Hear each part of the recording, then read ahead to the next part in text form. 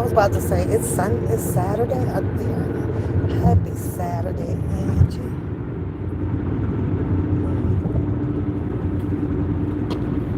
Since you're the first one in the room, has YouTube stressed you out? That's the topic while I take my drive. I take my drive, so I thought I'd talk to y'all while I take my drive. So sometimes I can peep in the chat, and sometimes I'm not, because I am on the highway.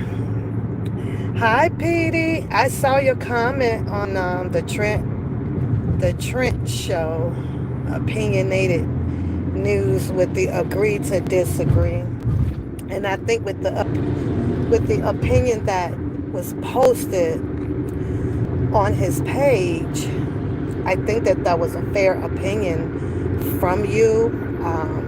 I think.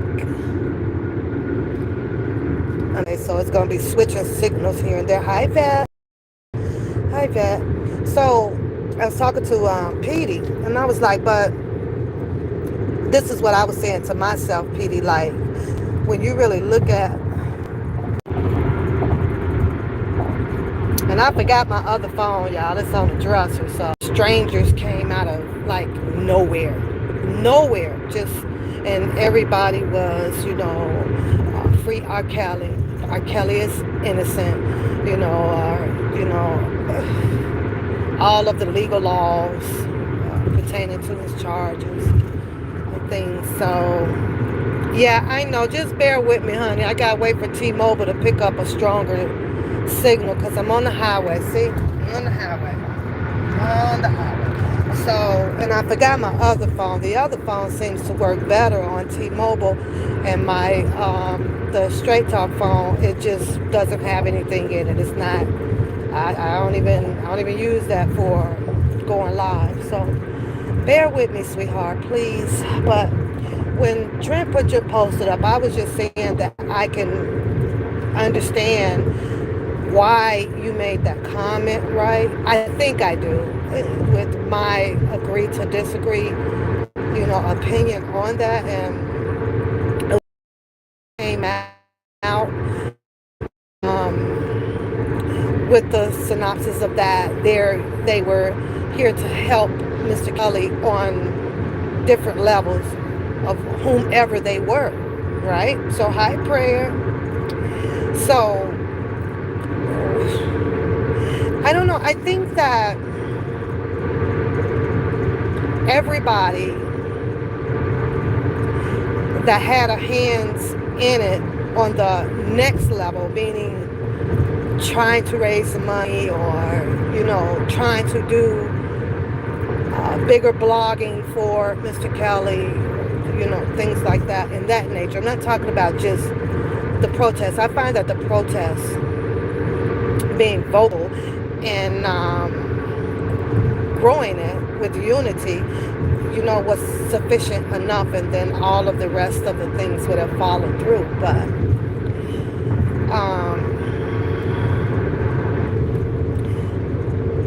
I listened to Trent just for a little bit because I, had to go get was washing my truck and my car today, stuff, cleaning up around the house. And I was listening to him, right? And I listened to him on a little bit of the Bookham show, but then I left that show because it just didn't interest me to hear Bookham commentary about who liked who in alleged liking relationship or something. I wasn't interested in that, so I left that. But Trent was on there. I heard Bookham ask him a question pertaining to Don Russell. For some apparent reason, he needs reference check to prove to the people that he may be right about Don Russell. So I heard him ask Bookham the question, about Don. You think that what he did and he was guilty of so and so, and Trent was like, well, yeah. He's like, yeah. And so I raised an eyebrow, right? I did, because Don Russell volunteered himself to give Trent a Q&A on his page, and it was a long Q&A. And I'm not saying this to be demised at Trent. I'm just saying this to say that it's clearly very clear to a lot of people on how a set of Negroes can be. And that's just my opinion, because if he had that detection of Don Russell is on the show, and Don Russell went into the fact about raising money and obtaining a better lawyer. And Trent said on his live yesterday that Mr. Kelly ended up with, some bad lawyers, or, yada, yada, yada, could have done better with his lawyers. Well, Don Russell said that. He 100% said that.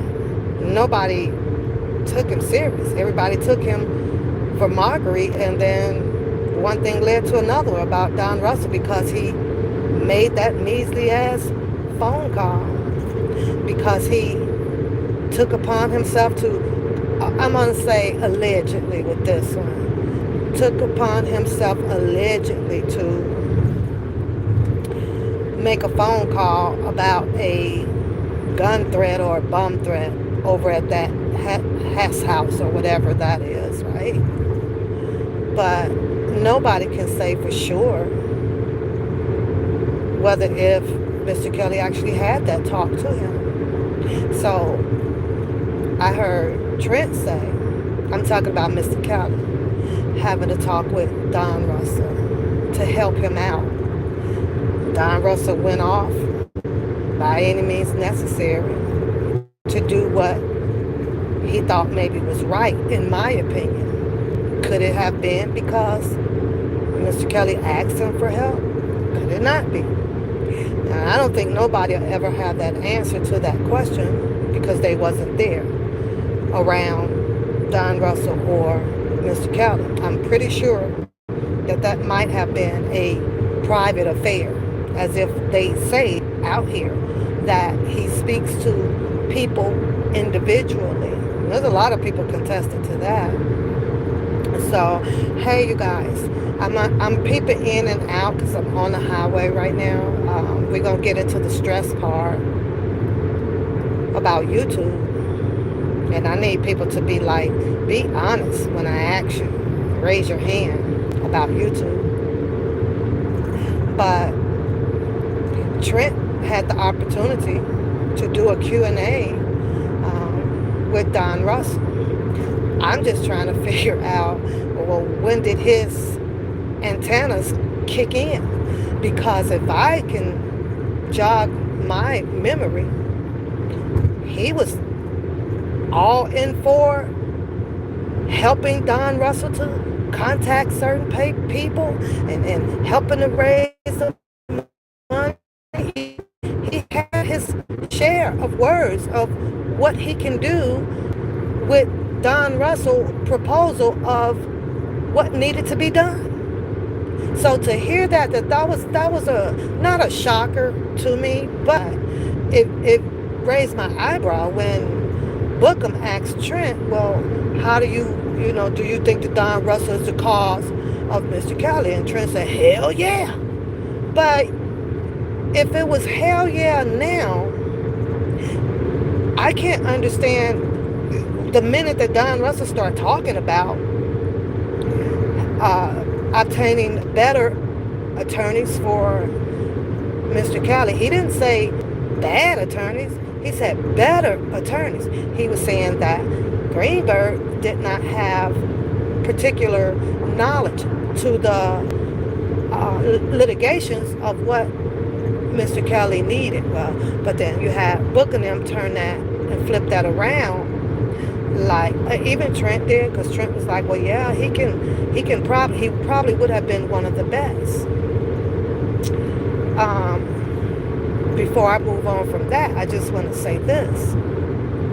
Well, if Trent thinks that Mr. Kelly is guilty and he's sticking with what the law is saying with Title 18, with the racketeer and the RICO, right? Then how could you fix your mouth to say that Greenberg would have been one of the best? I'm confused with that. If the government went above and beyond to put so many charges on Mr. Kelly until they can get at least several of them to stick, then who's to say that Greenberg was going to beat any of those as well? I'm just saying. That's just my opinion about it. But Trent did a Q&A with Don Russell. And here it is 2-3 years later. Instead of stopping Don Russell on the Q&A saying, hold up, I think that you're full of shit, and I think that, woo, woo, woo, woo, woo, I think that that would have been fair to Trent's judgment against Don Russell. I don't think that it's fair now that because Bookham is screaming that it's because Don Russell that is being locked up. Don Russell, according to Trent, had everything to do with Faith Rogers obtaining the New York trial. And the New York trial, at first, I think that she had Gloria Allred. Then she had another attorney that went to jail. And she only came out, and the charges that they stuck to Mr. Kelly was about that venereal disease. It wasn't about Don Russell obstructing the justice against with Faith Rogers. They didn't use that. At least I didn't read that. But I guess he did, and if he did, then that's fine and dandy. But let's just say that Trent theory is factual. As he say, he's spitting facts. And Mr. Kelly was charged with the obstruction charge. Don't you think that they would have grabbed, or it would have been more feasible for the government to have did whatever they had to do with Don Russell as well, immunity or something, to put him on the stand against Mr. Kelly to wipe out his charges? Maybe they could have offered Don Russell something, because other than using Daryl McDavid and June Bug, or whatever his name is. Don Russell, according to Trent, would have been a better person on the stand against Mr. Kelly with obstruction had they used Don Russell calling Faith attorney up to tell him that, hey, you're representing a horrible client. From the information that I pull, and here are the pictures, your client can be exposed by the defense fund. Yeah, it may seem like it was intimidating, but when you really look deeper into it, it also looks like there's a friend somewhere that tried his damnness, even though it may have been the wrong thing to do, to remove Faith from the situation. Don't do this. Your client is not a good client. She was there on her own free will. We don't believe that she has these herpes. Go to Instagram. You will see all of her pictures that she's blaming on X, Y, and Z to have exposed her. If Don Russell had done such a terrible act, Faith Rogers should have went after Don Russell too. But it didn't play out that way. Imagine that. But that's just my opinion. That's it. That's all. Hey, y'all. Hey, I'm peeping in and out of the chat because I'm on the highway. And I just felt like talking to y'all while I'm on the highway. And so that was that. But, I listened and, respectfully, that's Trent's opinion. But that just goes to show you how it is easy for anybody who jumps on I've got to call it the bandwagon of R. Kelly to help get the news out or help support him or, help be a fan or whatever the case may be, right? Flip-flops. Because sometimes when you come out of your branded shoes and you decide, you know what, I'm going to ride with this man here, no matter what. But then, even if there's more news that comes out, and it may not be good news to you, it's like the Bears and the Packers. You don't switch teams. We got a whole lot of people up here that is actually Bears fan, no matter if they are 0 to 20. They're bad news Bears. You can't get these people to fold on them Bears for nothing in the world. They don't care how many times the Packers kicks their ass. And that's loyalty to the team. So when I'm listening to different YouTube creators, because I have no idea what the hell is a blogger right now. I really don't. And we'll get to that part. Because I asked you guys in my title, how many of you guys are YouTube stressed out? And what caused your stress that you should not even have? You shouldn't have it. But I listened to the two guys, and listen to the cousin Levi's. I've listened to them all just like you. And no matter shape, form, or fashion of what Mr. Kelly has done, I know that the law says what the law says. It's who you ride with, no matter what. No matter what. You let the government do their job, but you still ride with them. So, with that being said, because Trent came to Chicago, Trent walked for R. Kelly. Trent yelled at the goddamn building, bring him downstairs. Trent wanted to go meet with Greenberg, or had plans to, but that didn't work out. The sisters left without him, okay? So, you try to understand why people do what they do and only they know why they do what they did. But when you have other people that will speak on it, it's like you just have to walk away humbly because you've opened up the door for people to have something to say based off of the actions of the way he did a show or he came to Chicago and so on and so on. The arguments, he was involved in the arguments. He got in the car and came to Chicago to have a fight with Scooby-Doo. Why? You ask yourself all those damn questions like, why? Why do you do that for?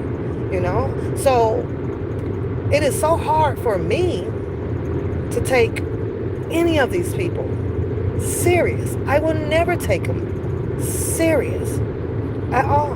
That got underneath his skin, with him and Scooby-Doo. I'm here, and at that time it was whatever the case may be that those clowns over there was making so much money, y'all rather follow those clowns over there, shit like that, man. Shit went down out here. And then to listen to the real stuff over there. But the truth be told, there ain't no real stuff. Not even from Trent. Not even from Booker. Not from nobody's page. Nobody. None. And I'm standing on that shit. I can literally have something to say clearly about a lot of channels. But, I hold my mule sometimes. I hold my mule. But the shit that you been hearing and you seeing out here, nah. I sympathize with what Sylvia is going through, right? I really do. But at some point, when you see that there's a bow and arrow coming at your leadership, you can turn leadership into a different direction so that you don't have to encounter in any problems. You know what I mean? So I can see people coming at her, but maybe it's me, but Sylvia has some history too. And yeah, she said that, she's not a perfect and then took it to God. And that's respectful. I can respect that. But the person that I am, let me tell you about one papoose, because I don't like for messages to be put out. And I know they probably not targeted towards me, because I really don't do anything to target and harm anybody at all. I come on here to shit and giggle and laugh at all of their commentary. I laugh at their shit, right? But not to be judgmental, right?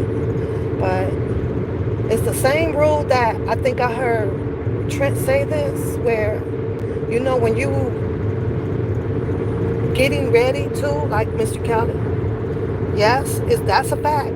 Mr. Kelly has been a millionaire on top of a millionaire. So at some point of time, yes, Mr. Kelly definitely, should have had a hefty stash away money and lived frugal a little bit, so that, when the time comes like this, there's no problem to bank out on a firm. So that part is true. Trent said, I can agree with that, because it's no different from a drug dealer out on the street. As you know, them boys is coming. Eventually somebody's going to start talking. Eventually somebody is going to turn on you. And you usually get that feeling, right? Because the spirit will send it to you. No matter if you're doing good and no matter if you're doing bad. You're going to get a good spirit and you're going to get a bad spirit. So, but that's here, near, there, because Mr. Kelly, like I always say, is protected. He has an attorney, no matter what. If he got $0 bank in the bank, he appears to have an attorney. And that's all that matters to me. Now, it's up to Mr. Kelly to go on his journey, trusting that his attorney will continue to fight for his life. That's how I feel about that. But I was, at Sylvia, and I know we all have crises in our lives, right? Crisis in our lives. And it has been definitely a financial burden on the YouTube stream. One thing that should not be blocked is anybody, nobody. It is so unprofound for anybody to say, don't help that channel out, or don't hit that cash app, and don't do that. I stopped pulling the paperwork after I paid my last Pacer bill, because there is no help over here. But I'm not gonna come out here and yell at everybody. I'm not gonna demand anything. I'm not gonna do anything. You know that if you're not getting help in one area, you just chill in that area. Find another area that maybe the help will come in. And that's just how you move humbly as an adult when you're dealing with the public and in public eyes. You just move swiftly. What's going on, everybody in the chat? You just move about, right? One thing you do not do is become dependent on strangers. And I get, all you can do is ask. And I understand that too. I understand that, but I gave it, it comes to pat, right? Because I got to eat, and I got bills, and I got this. And, I don't never want to put myself in a position where I feel bad for not helping a situation or a cause, right? But I know what I have to do over here, and I will never, ever, ever fall short on that. And I have a lot. Me, myself, is putting $4,000 out this door. Me, myself, is pushing $4,000 out that door. And $4,000 ain't hard to come by, without working for it. You understand what I'm saying? I've been working a long time. A mighty long time. So, just to be perfectly clear out here, a financial support sometimes is just a little limited, because it depends, what my financial support is for. And I'm not saying that, nah, yes the fuck I am, because I'll be lying right now. Yes I am. It's hard for me to throw money on a situation or a cause that, just didn't have to happen. Whether, if this person fall or this person fall. And then when it inevitably happens, and that, oh my God, I am accruing haters out here. Oh my God, okay, I got this person, I got this person, and this person, right? Man, it's always got to be a safety net, some goddamn where. God gave us two tits, two titties. Gotta be stuffing that shit. You gotta be stuffing that shit because it's a rainy day, and rainy days can happen not just by YouTube. It can happen at any given damn time. So to be honest with y'all, I'm a little shocked. Finances and a age bracket. You know what I'm saying? So and it's not just on YouTube. I little friends, my people that I'm around. Like you, how you ain't got nothing in the fucking bank. What the hell you been doing with your life? But then that goes to the thing about, well, who are you to be questioning somebody about whatever? You either can make the decision to help or make the decision to not help. And me making that decision does not mean that I dislike a person. It means that I have to protect my own, because I done seen a lot of people that continue to come and continue to need more help and continue to need more help. And I see the same homeless man heading to work. Now, I done helped him 3-4 times, and my time is up with that. He got to go do something else. God, it don't take but one time. God, how many times I got to receive my blessings to help? I ain't on that train. I ain't on that bandwagon. But I pray for it, and I wish her well with her situation that is occurring. So, this is a lot. A lot of people saying that, this is over. And that's their opinion to have. It is what it is. If you cannot place Mr. Kelly in your heart and support him through spirit, Christ, because that is where this is going to end up at. There's not a single soul out here on this YouTube debacle circle that I have seen doing their YouTube creation or anything that literally could have helped Mr. Kelly out of this situation. The situation had a bunch of females on saying X, Y, and Z, and they had placed amount of charges on this man. And one minute we say we know how the feds work, and one minute, we're yelling that, oh, it's not fair. And we as humanity can understand that. But until you are that person,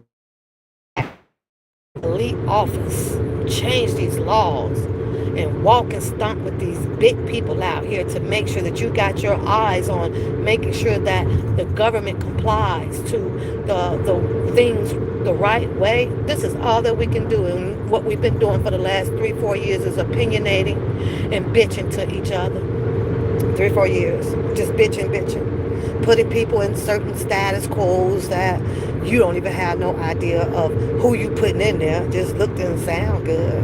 It is what it is. So I asked you guys again, has YouTube stressed you out? Has YouTube stressed you out? Meaning that I can tell you for myself, absolutely not. Why do you say that, Pat? One, because I can click on any channel out here and hear them talk their shit, talk their commentary, talk their theories, talk your propagandas, talk your whatever. And I don't allow it in the space of my head. I believe that when people go into that, whatever Holy Ghost it is, demonic, I don't know what the hell that Holy Ghost is, where, because we're on these microphones and we are on these screens, and they decide now that, they can tell you what to do, how to do it, if you ain't for this person, or if you ain't, I don't know about y'all, but I be getting up, hitting on the damn screen of the phone or the TV. It's like, is this shit real? Is this shit real? Strangers, like, who does that? What's going on, LaKendra? I just peeped in the screen and saw you. What's going on? What's going on, Louisa? What's going on, APC? What's going on, everybody? Hi. And I know the way that I speak and the things that I say can plant me as an outcast, right? Because I don't bandwagon. Bandwagon will cause your soul to be lost. You will be lost out here on YouTube, and that's a fact. That's a damn near fact. I listened to so I was like, oh, thank you, Jesus. I got two ears, go in one ear and out the other. I don't go to bed with this shit. I wake up, then I decide if I want to come on, elaborate or laugh with you guys, talk to you guys, and things like that. But you all have to keep in mind about one path. I'm human like y'all. I ain't sitting up on no cloud nine. I don't have no wooden stick cracking across nobody's back. Y'all do what you want. All I know is that I can't be hurt in the process of what you do that for what you want. I can't do nothing about if you hate me. Hate it. Ain't nothing I can do about that. I can't even do nothing about if you like me. All I know is that I'm just on the goddamn screen communicating or conversing just with some prolific people that's in profiles. But baby, there is a sign of there is a sign. And stress is different categories, right? You got financial stress. You got what do you call it? Demonic anxiety, a whole bunch of stuff. And nobody should be feeling like that when you click on a microphone. YouTube is all about coming on here and just putting on your show. Do your theory or your theories or you run your skits, run your plays, and then everybody just get off. I really didn't think that a lot of people would take this serious. And when I think about a lot of people that would take this serious, the only thing that would allow a person mentally to become so serious with this stuff is the fact that money is involved. Money is definitely involved. Because if money was nowhere involved in the situation, you can really come on here and be just as humble as I am today until I'm ready to roast a catfish. Other than that, I'm motherfucking humble all day. Like, for real. Money will definitely piss a person off to where they ain't gonna tell you that it's about money. No. They're gonna deflect that and tell you that, oh, you know what, I got haters and you did this and you did that, when you really think about it, none of that didn't even matter to say, because you don't even know these goddamn people. You don't even know, and these people don't even know you like that. So what else would cause a person to be so atrociously just angry? Like, that means nothing else going on. There's a carnival. The medieval times is in all the states. I need this car to pick up his speed, y'all, because I swear the speed limit is 75 and this Negro is doing 55 and is messing with my gas mileage. So, look at him, look how close. And I don't want to ride his butt, but he from Michigan. I got to get behind him a little closer, tell him to get his ass out the fast lane, because I got to go. Even though I'm just cruising, I'm just out for today, y'all. I really am, because I watched a few programs and I was like, I don't know if it's done to push people out of this umbrella so it's less people and then it's more attention on one or two or whatever, I don't know. It's like I really don't know. I be showing this, like I really be, my BFF watches this stuff, and then I got, I'll show it to a few other people, and I'll be like, look, what do you think of this stuff? And you know what they all say? At the end of the day, it's about money. I don't understand. Like when it comes to the defense fund or the dollar for the king, I can't even stop saying this. The only people that should be mad about that is the people that donated to it, and then the people that donated to it. And if you felt like your money didn't go or get used for what it was said that it was supposed to be, then I can't understand how all of these people cannot get together and file a civil suit against, the subject. I can't understand. Like, y'all just gonna keep arguing about this stuff? Got them to go and get you a meetup place in a town hall and retain a goddamn lawyer and look into it, and then if it's suitable, then you file your lawsuit. How hard is that? How complicated is that? It's not complicated at all. So I'm like, well, hell, I'm starting to believe, well, didn't nobody really send any money into the defense fund. Then we talk about there's more money. Everybody's upset. Mr. Kelly has that stipulation, to pay the 300,000. Booker was wrong about one motherfucking number because three can't go into eight equally at all.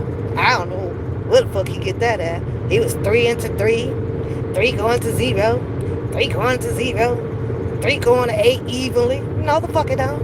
When? Not over here in America. Maybe over in Mexico or some motherfucking way, but I ain't never known three to go on eight. That shit was funny as hell to me. I couldn't do nothing but laugh. All right, Bookham, you setting up your mythology of this old gothic, whatever bullshit or whatever. And if you choose to sit back and believe in that shit, then go right ahead. I don't believe in it because whatever it is, it ain't affecting my goddamn money. My threes goes into my eights and carry over with the ones and bring down a decimal point and go into the motherfucking bank. I don't understand how it affects. I don't know, y'all. I swear I don't know, but Booker was very, very adamant about three going into eight evenly. I don't know what it is, but I always find some funny shit about that nigga. I was like, ooh, that's some good math right there. I'm finna go and put that on a t-shirt. Three goes into eight equally.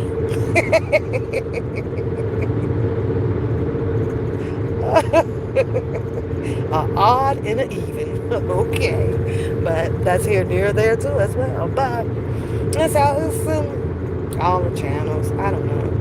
You have to, seriously, so that you don't fall into that stressful or looking stressful category if someone comes out and because they choose to call you a name or they come in a different profile to spam your chat or whatever. All that shit should be just laughable, man. Ain't nothing they can do. Ain't nothing you can do about it but one thing but YouTube allow you to do, and that's block them. That's it. That's it. That's all. That's it. That's all. I had that back and forth with Scooby-Doo a while back. At the end of the day, the only thing that Scooby-Doo and I could have continued to do with each other is just talk about each other.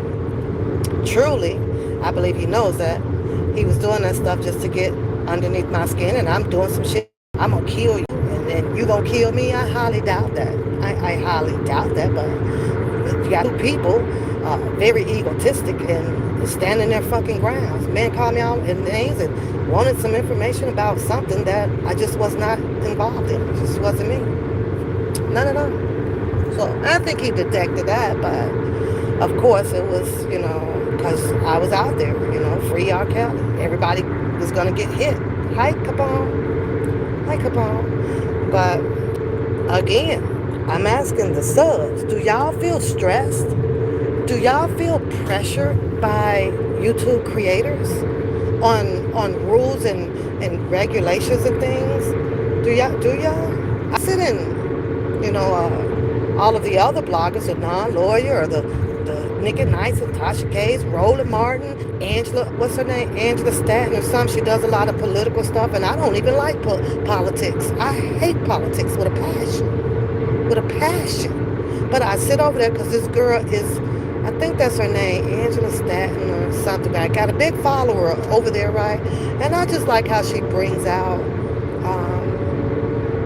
what she sees in the political campaign shit, or what your president is doing and all of that stuff, right? Like sitting up there, she runs almost 700 on a good day, good 1,500, 3,000 in her chat, and not once have I ever, I don't see her focusing on the chat, whereas, well, you could get the fuck out then. I don't give a fuck, and the fuck, you just don't see that. Angela Stanton, I was close, right, Capone? I was close, but I watch her, and I mean, she has a very consistent narration. She has a very consistent time slotted. I mean, she's on in the morning.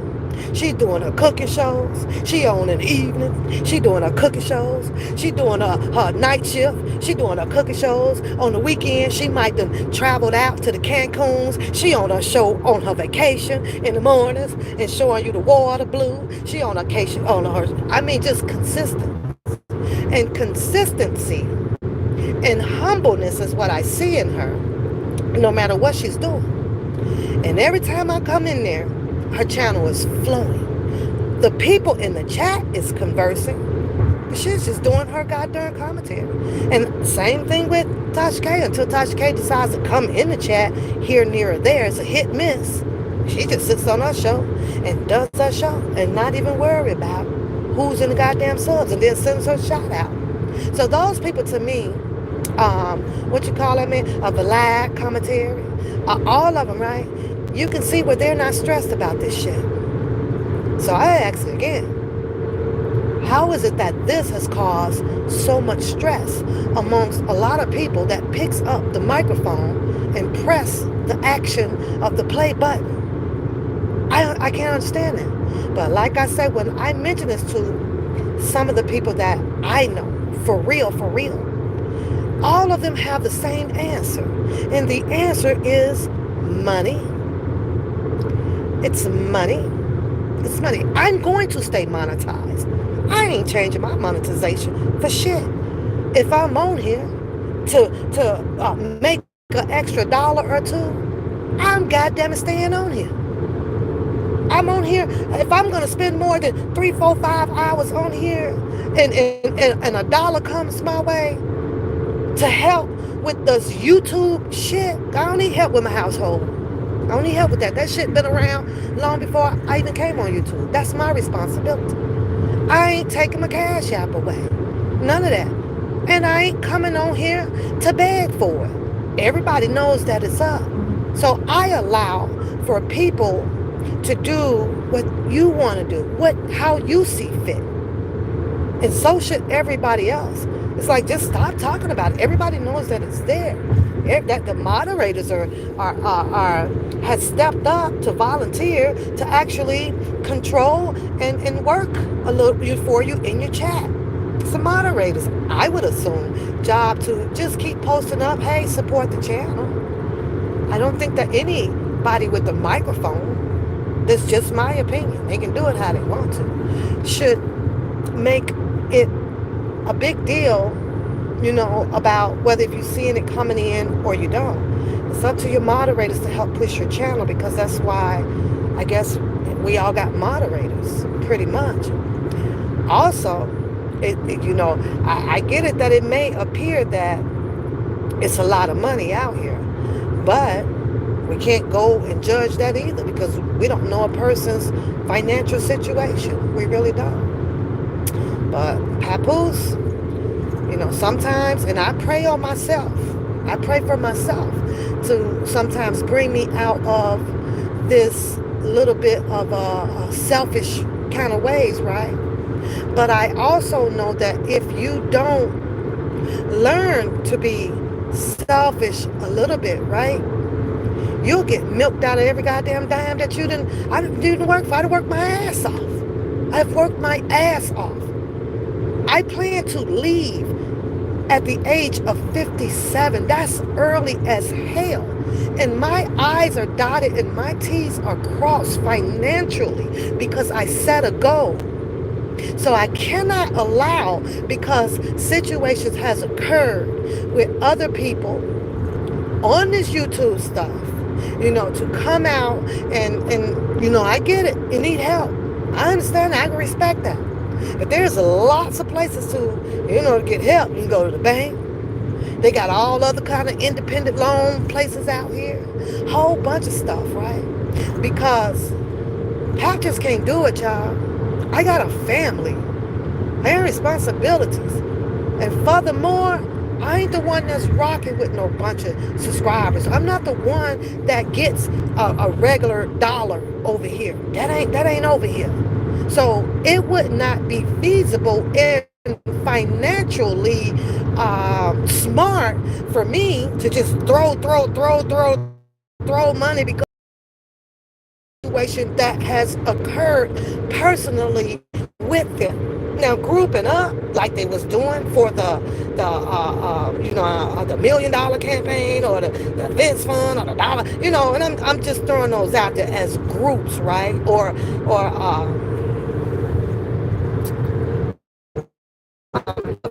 other donations that are out here. I have two donations coming out of my paycheck, y'all. Two, cancer fund, and then there's what's the other one that I do? I do one more, and it's been 15 years. 15 years. And it's like, I ain't got no more money to be spreading around. Now, had it been, like I say, had it been a big groupie thing, and this is another big, thing to, for Mr. Kelly. And, I'm like, okay, well, let me go dig over here in this financial pot, whatever. Okay, I could disperse about another $50 or $100, and then that's going to be that. Especially when you can count up the amount of people out here that says that, they're here for Mr. Kelly. So you know that money is going to add up astronomically for Mr. Kelly, right? So it's like, okay, that's where to do that. But maybe I need to work on me.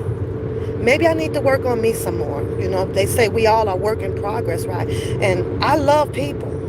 I absolutely love people. But there's also boundaries to the limit of how your love. The love will have your ass broke too. Love will have your ass broke. Now, there's other ways, like I said, there's lots and lots of ways to retrieve help. It's so many ways. I just don't understand that. When if it's something personal that had occurred or whatever, then it's like, okay, go take care of your personal business. Everybody came out here as strangers under the umbrella for Mr. Robert Sylvester Kelly. I don't understand how it done left from Mr. Robert Sylvester Kelly, and I get it, raising the money, is pretty much now paying off his stipulations with these alleged victims, the $300,000 that came from, if he has it, Mr. Kelly supporters donate money, sending him this, sending him that, so it adds up, and they're able to possibly pull that from there. That's what I came out here for. I came out here to decide, you know what? I want to do content. I got to figure out my way with content. I got to figure out my way on how to hold a crowd or how to have people gravitate that wants to vibe with me, and figure all that shit out. As I'm figuring all that shit out, I'm like, well, I want to make a little extra money. Well, I want to have a channel like for a long time. I want to entertain. I want to talk to people outside of what's going on with Mr. Robert Sylvester Kelly.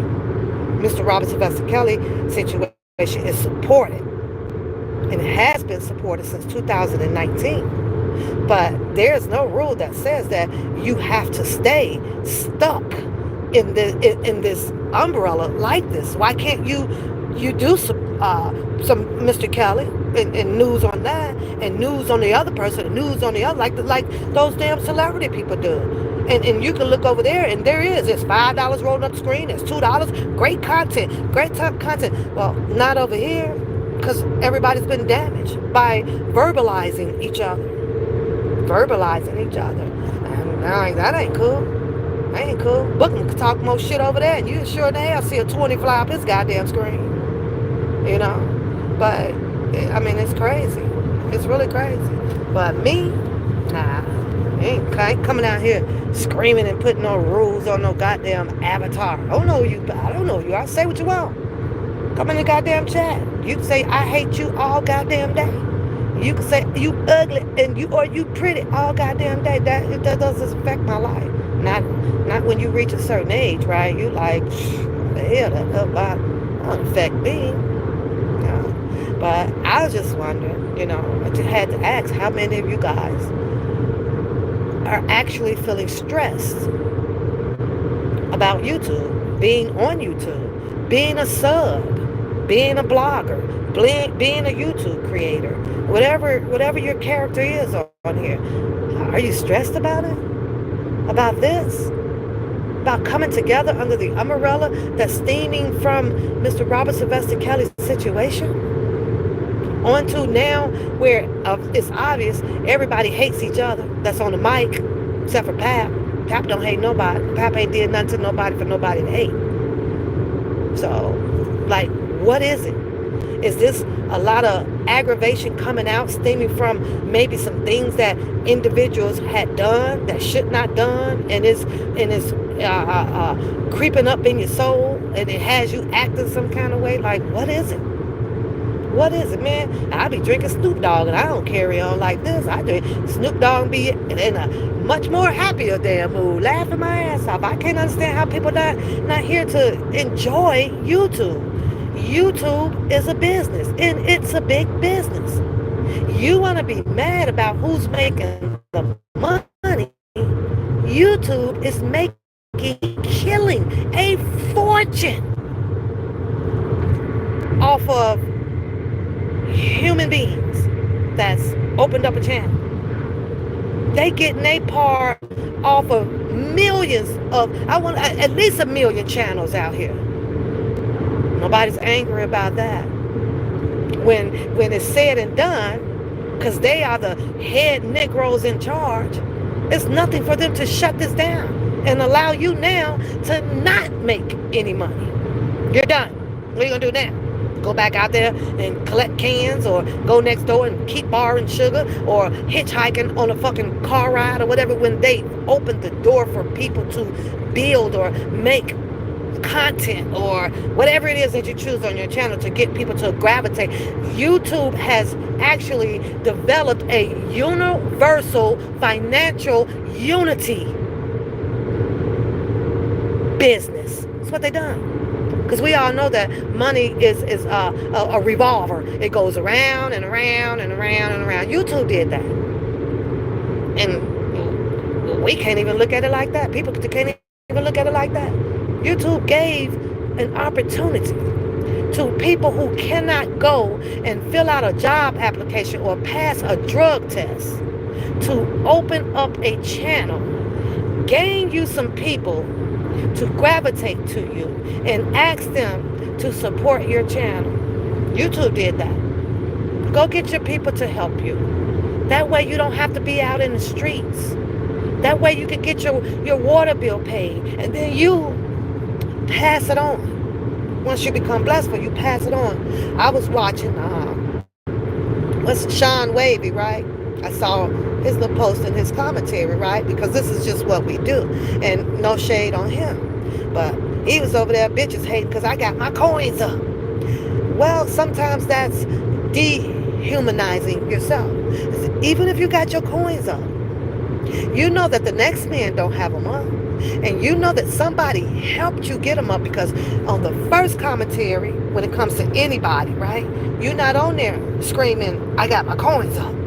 You scream, I got my coins up after 3 to 4 to 5, maybe 13 years on there. Now here comes, I got my coins up.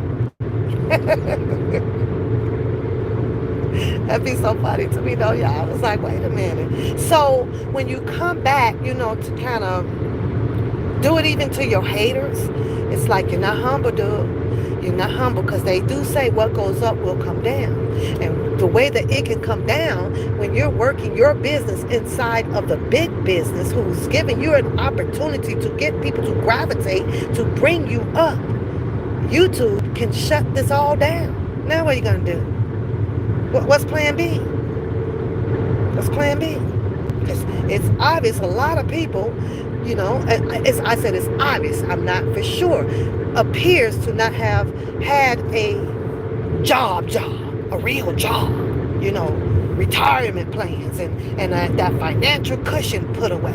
It's obvious. It's definitely obvious. Because if it was, you would be so freaking humble on your channel. It's nothing to it but to do it. You just be humble. You wouldn't be paying no attention about who's hating on you. You wouldn't even be paying attention to who's liking you. Because those are people that should be of non-existence, because you don't know who they are. So you just come on and do your thing. And they're gonna, as I was told, one of the advertisements that I be following when I want to dig into the YouTube school, on different subjects, it says, do your thing. Do you. You know, you got people that's gonna like church. You got people that don't like church. You got people that likes comedy. You got people that don't like comedy. You got so it just goes on and on and on. The list goes on. I told y'all I'm just talking to y'all while I'm doing my driving, so I'm gonna fill my tank up though right quick. So that way, when I make it to where I'm going and turn around, I don't have to. Oh my Lord, they gas high here too. Oh, geez, I guess it didn't make a difference, but I know in Chicago it's probably like $5 or something. I don't know if it's four here. Now, this is what's irritating to me, but I'm gonna be nice about it. See, I'm going to the gas station, right? So I got one car, two car, three cars, all at the back pump. They at the back pump. Now I got to count to 10 so I don't get pissed off. Or I guess I'm going to have to just guess that, okay, maybe it was a car in front of them, right? All three of them at the back pump. Nobody's in the front. Now I'm pissed off. No, I'm not. Now I'm pissed off, y'all. It's crazy, right? But this is how people is. It's going to make me come around and back up to the damn pump. Type of shit is this? Ugh. That's just me. I can't see y'all comments because they froze anyway, but I'm still going to keep talking. It is what it is. So, let me see. Let me click on. Nope. I have my straight talk phone. Sometimes I grab the wrong phone, so it's on the bed. But I just want to know. I'm going to have to click on my other,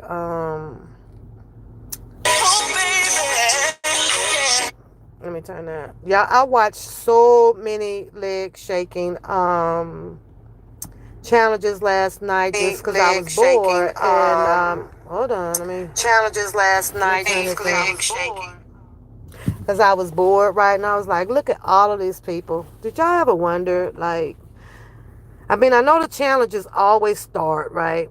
They always start. Okay, now I can see y'all comments. So you said you better fill up because my gas, girl, it done itched up. I can see y'all now.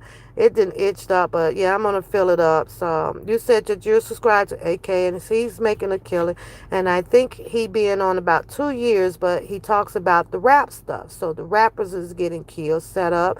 Yeah, yeah, and that seems to be, what people wants to hear, the celebrity stuff though. But you know what, with me, Louisa, I'm just not that person that likes to blog about a bunch of bad news. I don't know why. I can't fathom it to even come out of me. A lot of it is, I think it's my age. I know about these rappers or the R&Bs and things like that, but I never sat still. I never set my life still to want to know what the hell is going on in theirs. Never. I never did. I never cared, Louisa. I don't know if that's a good thing or a bad thing, but I never cared. It's like they in their world, I'm in mine.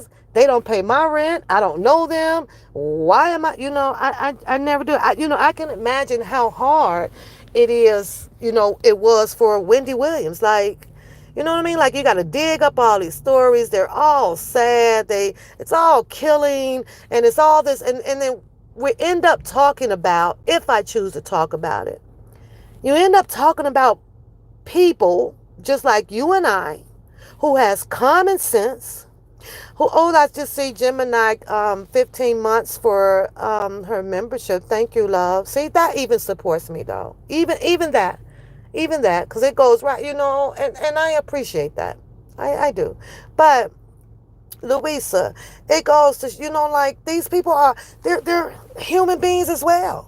I could sit back and be like, well, okay, well, where's that rapper mom and daddy at?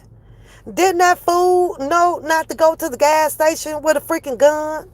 There was a part of me that I used to be like, why is rappers, knowing how the law is, knowing they know this, Louisa, they know. So why try to out bad the outlaw?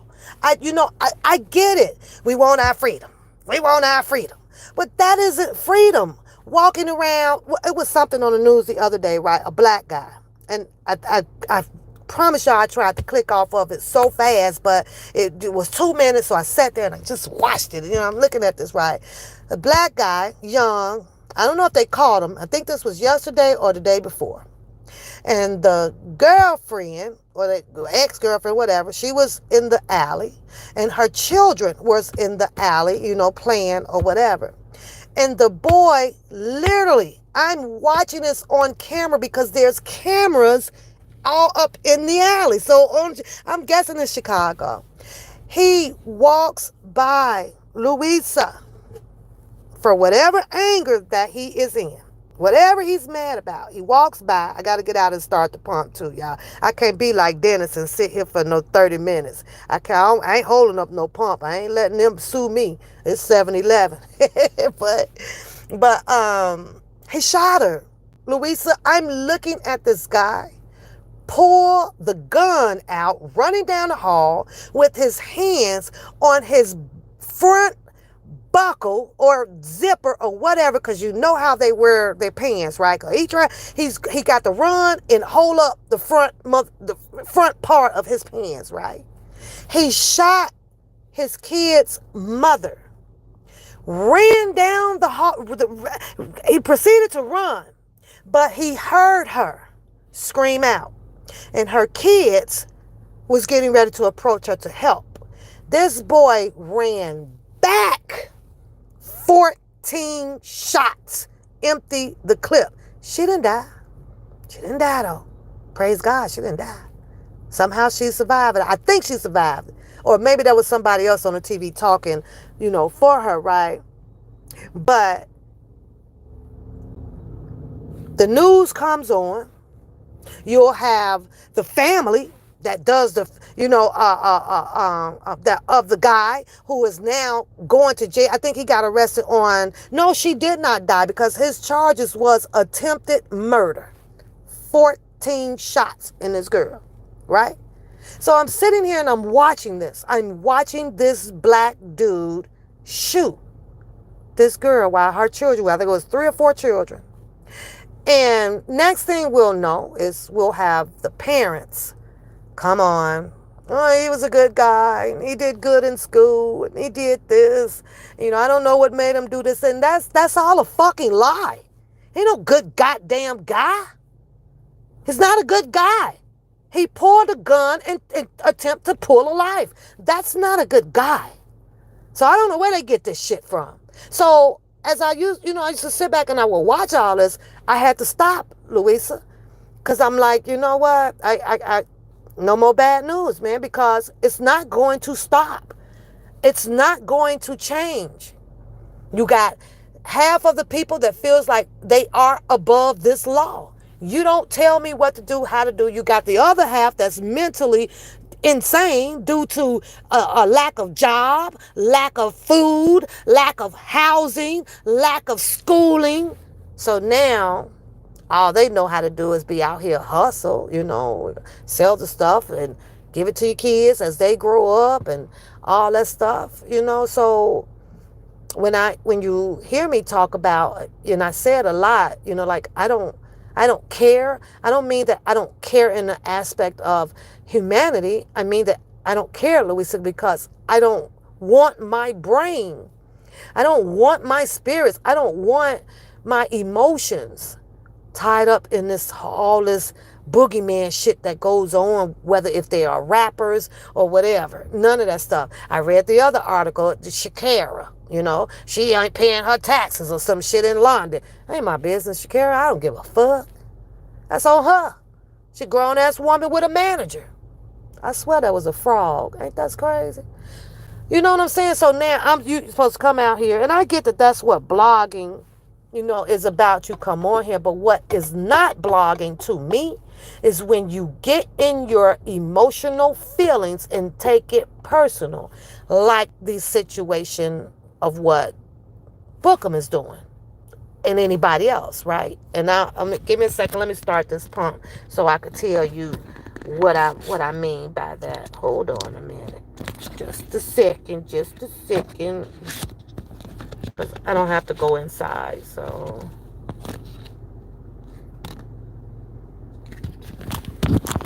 hold on. Sorry, guys. Let me start my pump. Oh, my 7 Up got hot. So 1 minute, 1 minute, 1 minute. Because I still got to talk. I'm talking till I get to my destination. You all don't have to stay, but I'm still going to talk.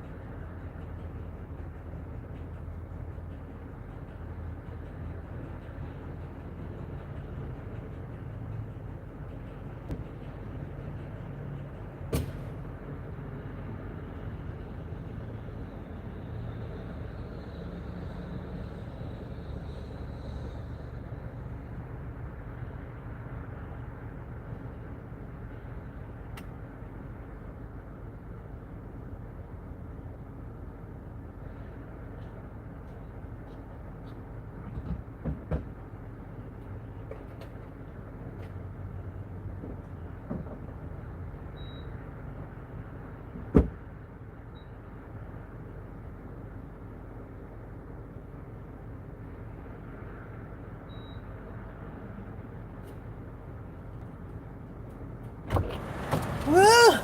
39, 95. Okay.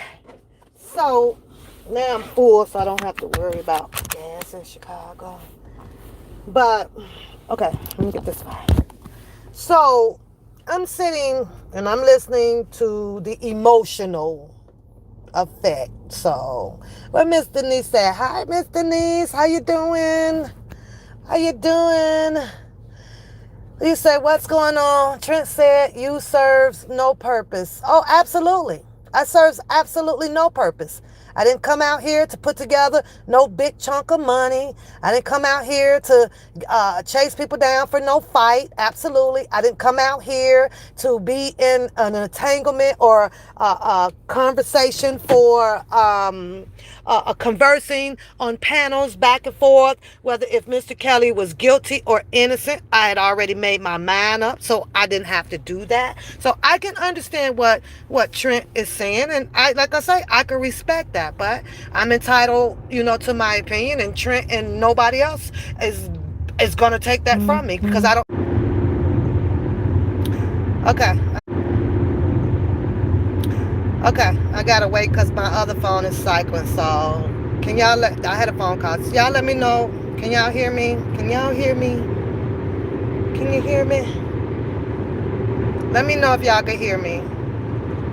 Well, I'm assuming that you can. So, yeah, I don't care. I'm not out here to fight no Trent or nothing. I'm out here just to do a rebuttal on what he was saying. If he has his feelings about Mr. Kelly being guilty, according to Title 18 and all of those laws or whatever, it is what it is. But at the same token, I said that I don't understand how people cannot stay humble about it, because he was one of the people that did come on the scene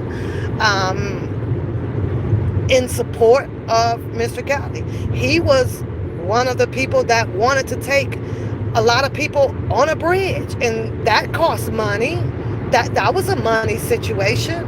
I mean, if I'm lying, then y'all put in there I'm lying. But it was a money situation. Everybody needed money to get over to New York to walk on a bridge. So the same way that he said that Don Russell may have had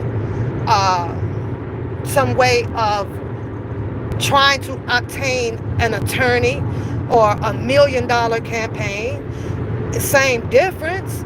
Well, he tried to put together a walk campaign that pertains money. Money is the ruler, and it is what it is. It is what it is. I didn't even see him in the chat, so, and there's no need to come in the chat to be yelling and doing all of that. I'm only telling what I know and how I know what played out. I don't care what nobody else thinks or says or whatever, and that's the fact of it. The money was the ruler of a lot of people making decisions on doing different things. Okay, I had to wait for the T-Mobile to connect again. You're going in different demographical areas. I guess it'll drop for a second until it comes back. But he's absolutely right, though. I serve no purpose in this. The only purpose that I attempt to serve in it was just a walking support for Mr. Kelly. That was it, and that was all. You right. I have no purpose in putting no money together. I have no purpose in flip-flopping on him, no matter what. No matter what. If you rock, you rock. I didn't give a damn of what the government says, because when you know life, when as Trent says, when you know pimping, his pimping shit should have been up the part or whatever, right? There is always two ways to look at the situation about Mr. Kelly and those girls. There's always two ways. Now, he likes to explain it that, Mr. Kelly is a dumbass and he should have known better and da-da-da-da. You can say that about every breathing person in this world, because everybody fucks up on some shit, including myself. We all fucks up. But what is not acceptable is to have such harsh judgment on him, because, I know the law. And the law says, and the jury says that they found him guilty. Okay. But the people says, and the people saw where Trent was saying, free R. Kelly. That's what they saw at first. So now it's because if Trent's saying that he's guilty on all levels, and he did sleep with those girls or whatever, I can't understand how come Trent would show up and walk in the name of R. Kelly. It just does not compute. It does not add up. If anything, then he should have been down there saying, Kelly slept with Shonda. Kelly, that should have been his march across the street, I guess. That should have been what his march is. Because they say if you come out later about a different perspective, you somewhat kind of felt like that at the beginning of it. But because, in my opinion, there was a lot of money to be made, and I don't know what it is that Trent said, but Trent also wanted $2,000 to even come to Chicago. And I was, what? We was doing this like for free for the people. We were just doing this for free. Yeah, for $2,000. There was never, his answer was, well, if he's put in the work.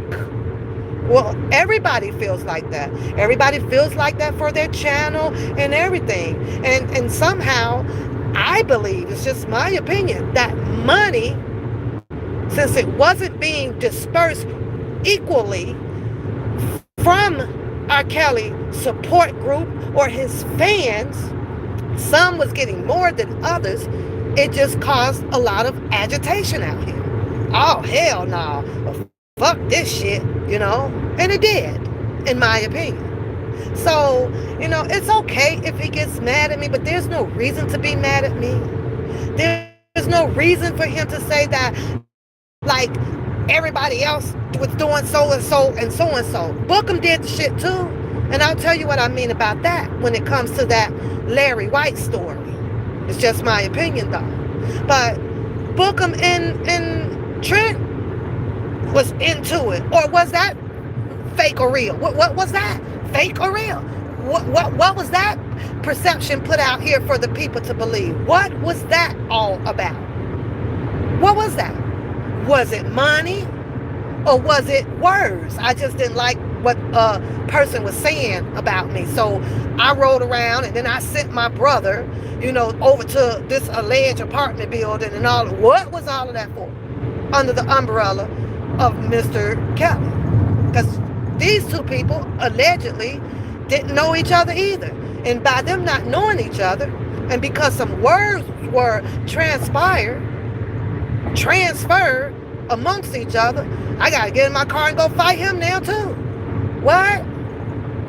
So it's easy, as they say, to throw rocks and hide a hand. It's so easy to do.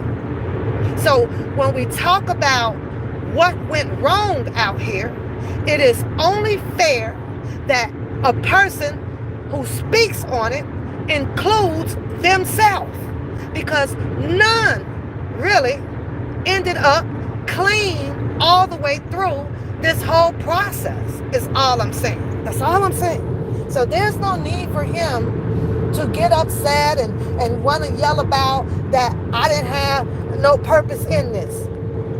Because I can throw back, well, what exactly was your purpose? Were you on your Q&A to help Don Russell build this $1 million campaign thing? Because you were saying that I contacted this attorney. Why were you contacting attorneys? What happened to the attorneys that you were contacting? That you allege that could have been the best or could have got them out. What happened to those people? Wasn't enough money coming in. Nobody continued to trust people anymore with the money. So I guess it's fair to say that what Don Russell sent on the channel and mentioned something about better attorneys and how much it would cost, $500,000 or whatever, to retain this, and you were agreeing. You were saying, oh, okay, yeah, well, I talked to this, well, I can give this person a call, I can do this. So now it was the boots on the ground. Now you want to take off and do it yourself. Why didn't you continue on with Don? Or why didn't you just say, no, Don, I think that what you're doing is full of shit. Right there in his, like literally in his face on the screen. That would have been man to man, effective, efficient. That would have been not behind his back. That ain't no man type shit. And then you're on behind the back of the person that you did the Q&A with, understanding, or I don't know, pretending like you was understanding what he was trying to do for Mr. Kelly or not. I don't know. But it took, you go to Bookham's channel, and Bookham deliberately asked you. Deliberately. He did that shit on purpose. Now I'm like, oh, okay, well, they buddies all over again. They was finna kill each other. Oh, thank God they didn't. Because now they get to sit up there and chop it up like ain't nothing never happened. And I get it when people say, well, you can fight and whatever and still get along. I'm from a different goddamn breed, because if you ever threatening my life, and you want to pull up and roll up on me, ain't nothing that you can ever talk to me about. My life is precious. Ain't no more friend shit. I ain't coming to your funeral. I ain't helping nobody that has something to do with you. Because the trust is gone. Are you serious? Like, no. But Bookham deliberately asked that man that question. But what do you think about Don Russell? Don't you think that Don Russell's guilty? He said, had anything to do with Mr. Kelly going to jail? Hell yeah! But you didn't say hell yeah to Don Russell in your Q&As. So that's a confusing conflict of fucking interest right now. Like, whose side? Like, what? Like, seriously, what, dude? That's fucked up. The only body that Don Russell could blame for backlashing out here is himself, because he came out here, in my opinion, to try to trust a whole bunch of people. The audio, it wasn't hidden, it wasn't buried. Didn't nobody just back to put it out. The shit was public information. So what did he hide on there? Everybody knew it. You saw it. He made the phone call. I talked to his lawyer, to Faith Rogers' lawyer. He did. He made the call to Tim. Talked to Tim. Said this isn't not what you want to do. But we have third-party people who assume that they will actually know the truth. And the only way to know that truth is to have asked Mr. Kelly himself, did he have a conversation with Don Russell? Now, I know it's hard to say whether if he did or he didn't, because nobody wants to ever make it look like, oh my God, well, Mr. Kelly is, do have people doing what he says. But Trent, you said that on your channel yesterday.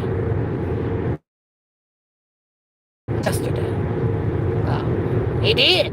He got charged for it. He got charged for Don Russell, obstruction. But yet then that there was no charge, that the charge was Faith Rogers with the goddamn disease. Why did they bring him in and offer Don Russell goddamn immunity for doing obstruction, intimidating the witness? Why did they offer him immunity? Don Russell is going through a goddamn trial coming up here pretty soon. He is. So I guess maybe you have to wait for the outcome of that. But the only way for people to actually know the facts, the real facts, and not besides what you saw on TV or because you had a Q&A, you're going to need those facts from Mr. Kelly himself. And I don't see Mr. Kelly telling anybody no goddamn thing at all. But Trent, you did say that you as well, Mr. Kelly, needed better attorneys. Now Greenberg would have been his best choice. But when Don Russell spoke on it, you was in an agreement whether he needed better attorneys. So was Don Russell wrong about mentioning that he needed a better attorneys? And then he asked, well, who brought Kanik out? Now, let me ask this question with the Bookham thing about bringing the Kanik man out. Because Bookham says that he is the goddamn mentee. And you mean to tell me that to be a mentee, that this man has all kind of leading questions on everybody to answers that he should know? Does his mentor not talk to him or trust him or what? To me, had Bookham been the man, as everybody says, then he went down there as a security. Why didn't Mr. Kelly put Bookham over Jocelyn? That's my mentor. I trained him. I paid for his schooling. He got my back. I'd have definitely did that. That didn't happen.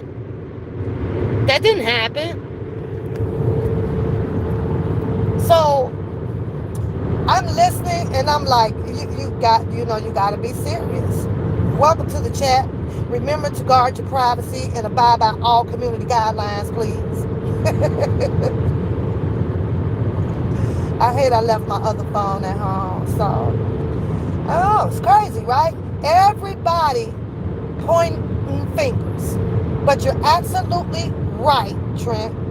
I did not serve no purpose. I wasn't coming out here to raise no bunch of money.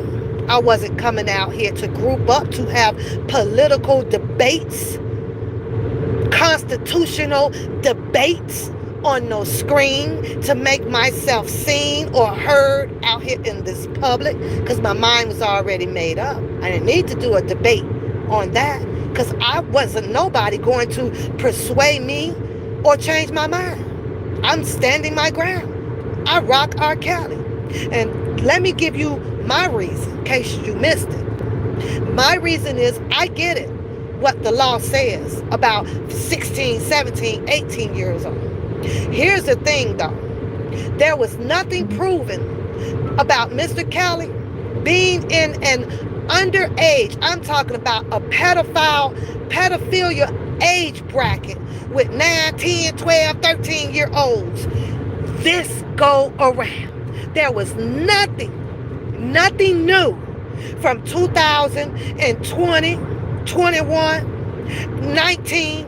The only thing that was new was a goddamn Azrael that was early in the year, and that don't even count with me when I'm listening to a young lady come out here to say, that's my man.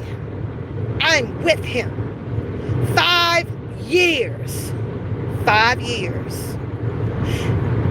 When Mr. Kelly was with these other ladies, he was not 52. He was not 49. He was not 40. He was in his 20s, 27, 28. And yes, it is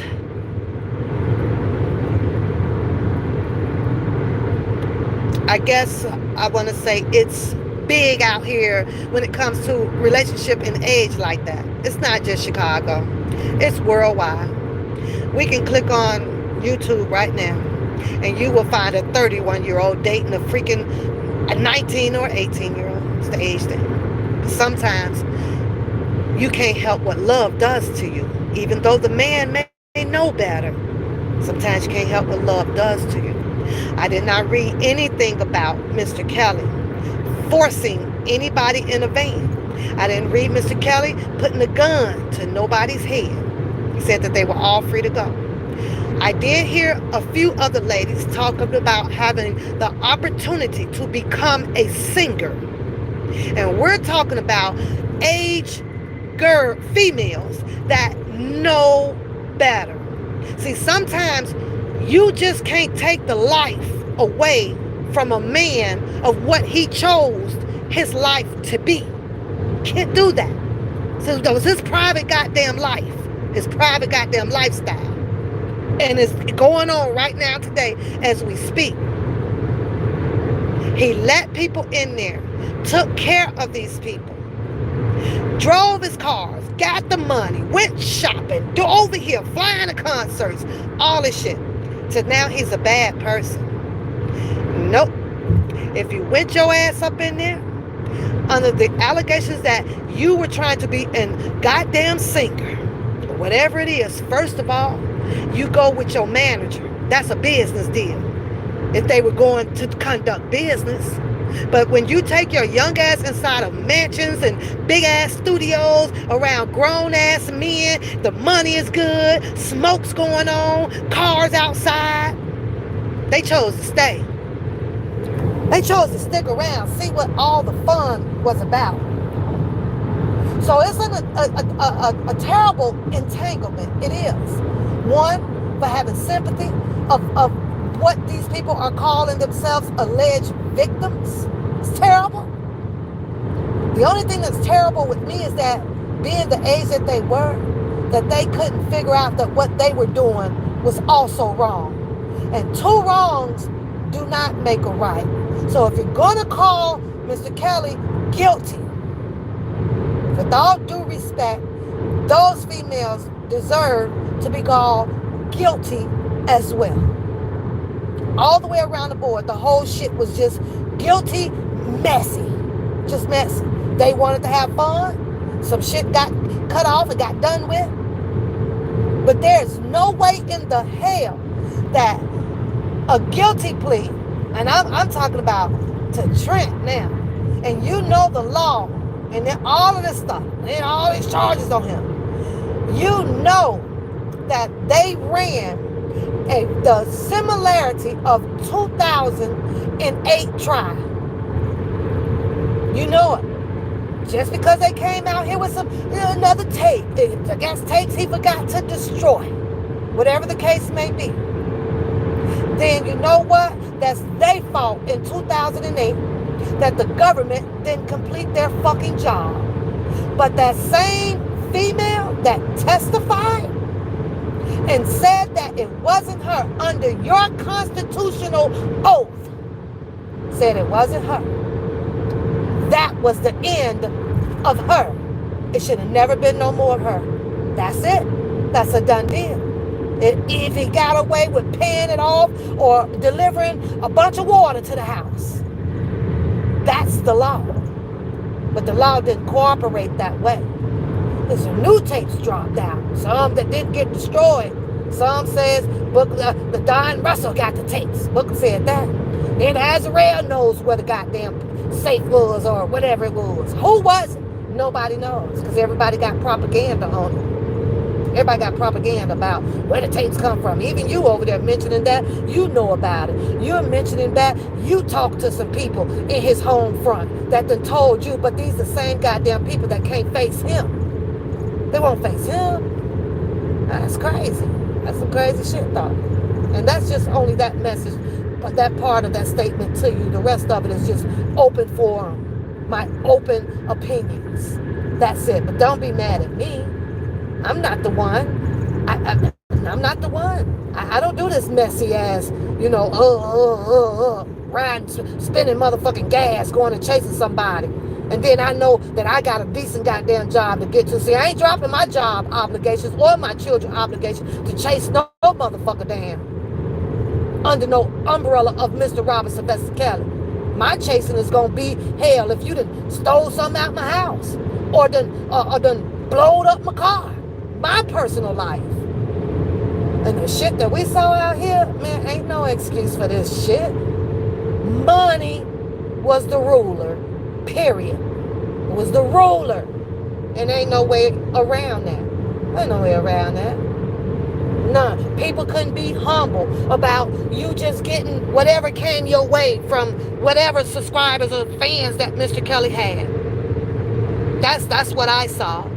And then when I see that, you are automatically know this shit ain't done from the heart. Shit ain't done from the heart. Everybody got to eat. I understand that. But you just stay humble and allow your donors to donate when they want to, when they can. You don't jump in the goddamn game knowing that this man's situation is going to cost millions of dollars, but yet then, shit, I got to get me some out of this. In a bad way, in a bad way, because I'm angry, because one person getting this or one person getting that. That shit crazy. Oh, dang, I got my toes getting caught. I turn my heat up, y'all. So that's that with that. I don't want Trent to be mad because we should be over the madness stuff. But however, everybody's gonna have an opinion on it. It's like sitting in the backyard. Have an opinion, just talking about the stuff. There's no need to get mad. You said what you said. You felt that he's guilty. That's fine. He's been given his years. That's fine. We're going to wait for the appeal and see what happened from there. That's the only thing that can be done. That's it. But I'm just still, that's the only part that I got confused, y'all, about his live with Booker, because he was like, hell no. And now it's, Kelly was guilty. Kelly was guilty. Because he heard it through somebody that was close in R. Kelly's camp. And I believe them to be factual, so there was some new tapes. They told me it was some tapes. Like, who go off of that shit? He say, she say ass shit. Who? Not the person that believes and like to uphold the Constitution. Not that person. Unbelievable. Unbelievable. Wasn't in the courtroom. Wasn't on the juror. To say for 100% that you saw the tapes. You said that somebody told you that it was. But then you turn around and say, well, the jury said that he was guilty. Then that would have been a more sufficient thing to say. Well, the jury found him guilty. Okay. Jury found him guilty. Under a reasonable doubt. Shit is crazy. So, I thank you. You're right. I didn't want to serve a bigger purpose like a lot of you people out here. I didn't. I had a life that I just could not drop the ball on. Because I know if you drop the ball on your life, I know that where that can let you end up being. You can end up being somewhere that you don't want to be. And I got children. I got things to do. I got money to make. I want to be a millionaire before I retire. I want to be there in my life so that it does not obscure my life. But a lot of you people did. I mean, left jobs, making no money. I mean, and that didn't mean that you can't work and support Mr. Cali. That didn't mean that. But who would do that to now where you out here like every day and help me. Shit. Mr. Kelly can't go nowhere right now. That's the reality of that. He can't go nowhere. So you can love Mr. Kelly, support Mr. Kelly, but still keep your financial means up, because asking for a lot of help from a lot of people that you hope that is going to help you. And if you're living off that hope, which is a freaking dream, and it does not work out, then you're stuck in a situation that you just don't know how to get yourself out of. And other people's hard work and money is just not for every goddamn body. It's just not for everybody. Now, let's talk about the Booker and the Larry White situation. Granted, he wanted to put the information out here. See, it's a different thing with me in humanity. When you want to tell a story just so that people can be informative about a story, that is where it should have laid. Just right there. That's it. But when you continue on to want to compromise and insert yourself out of angerness and bitterness towards another person because you want to see another person off of a personal situation go down, that is demonic behavior. Nothing good will come out of that. Absolutely nothing. Nothing is going to come out of that. Cupcake that starts Monday. Did they have to share the money? I forgot the amount was it 300,000. Yeah, it was 300,000. What they're saying in some change, and somebody said, well, Azrael would get most of that or whatever. Everybody should be happy. Because if you're donating and you a consistent donor to Mr. Kelly, then you're helping him pay off his debts. Those stipulations, they come with everybody that gets found guilty in the court of law. They coming. The jury they gonna get paid. The victims allegedly they gonna get paid, and the attorneys. They got to get paid. The judge got to get paid. The janitor got to get paid. Everybody gets paid. So yeah, his money is there. So that's I have to disperse it. And it's another lady or whatever, something for like 8,000 or I don't know. So the supporters, in a sense, should be happy if you are supporting him and donating like consistently, right? Because that way. The donors can pat themselves on the back that's something now that he doesn't have to worry about. The goal is to have him to not worry, to age with stress. So it's, the gavel has been hammered, hit, and that's that, that's that. Will Jennifer Bungie be able to prolong the situation for as long as she can? Maybe not, depending on whatever type of emotions that she may have. I don't know. Like, It is what it is, you know. But it's Bookham and the Larry White thing. The situation occurred. I just can't understand how we can, how people feel good about themselves to bring outside company to the inside company, right? And to get what they want against another person. That's a dirty game. And, some people play the dirty game.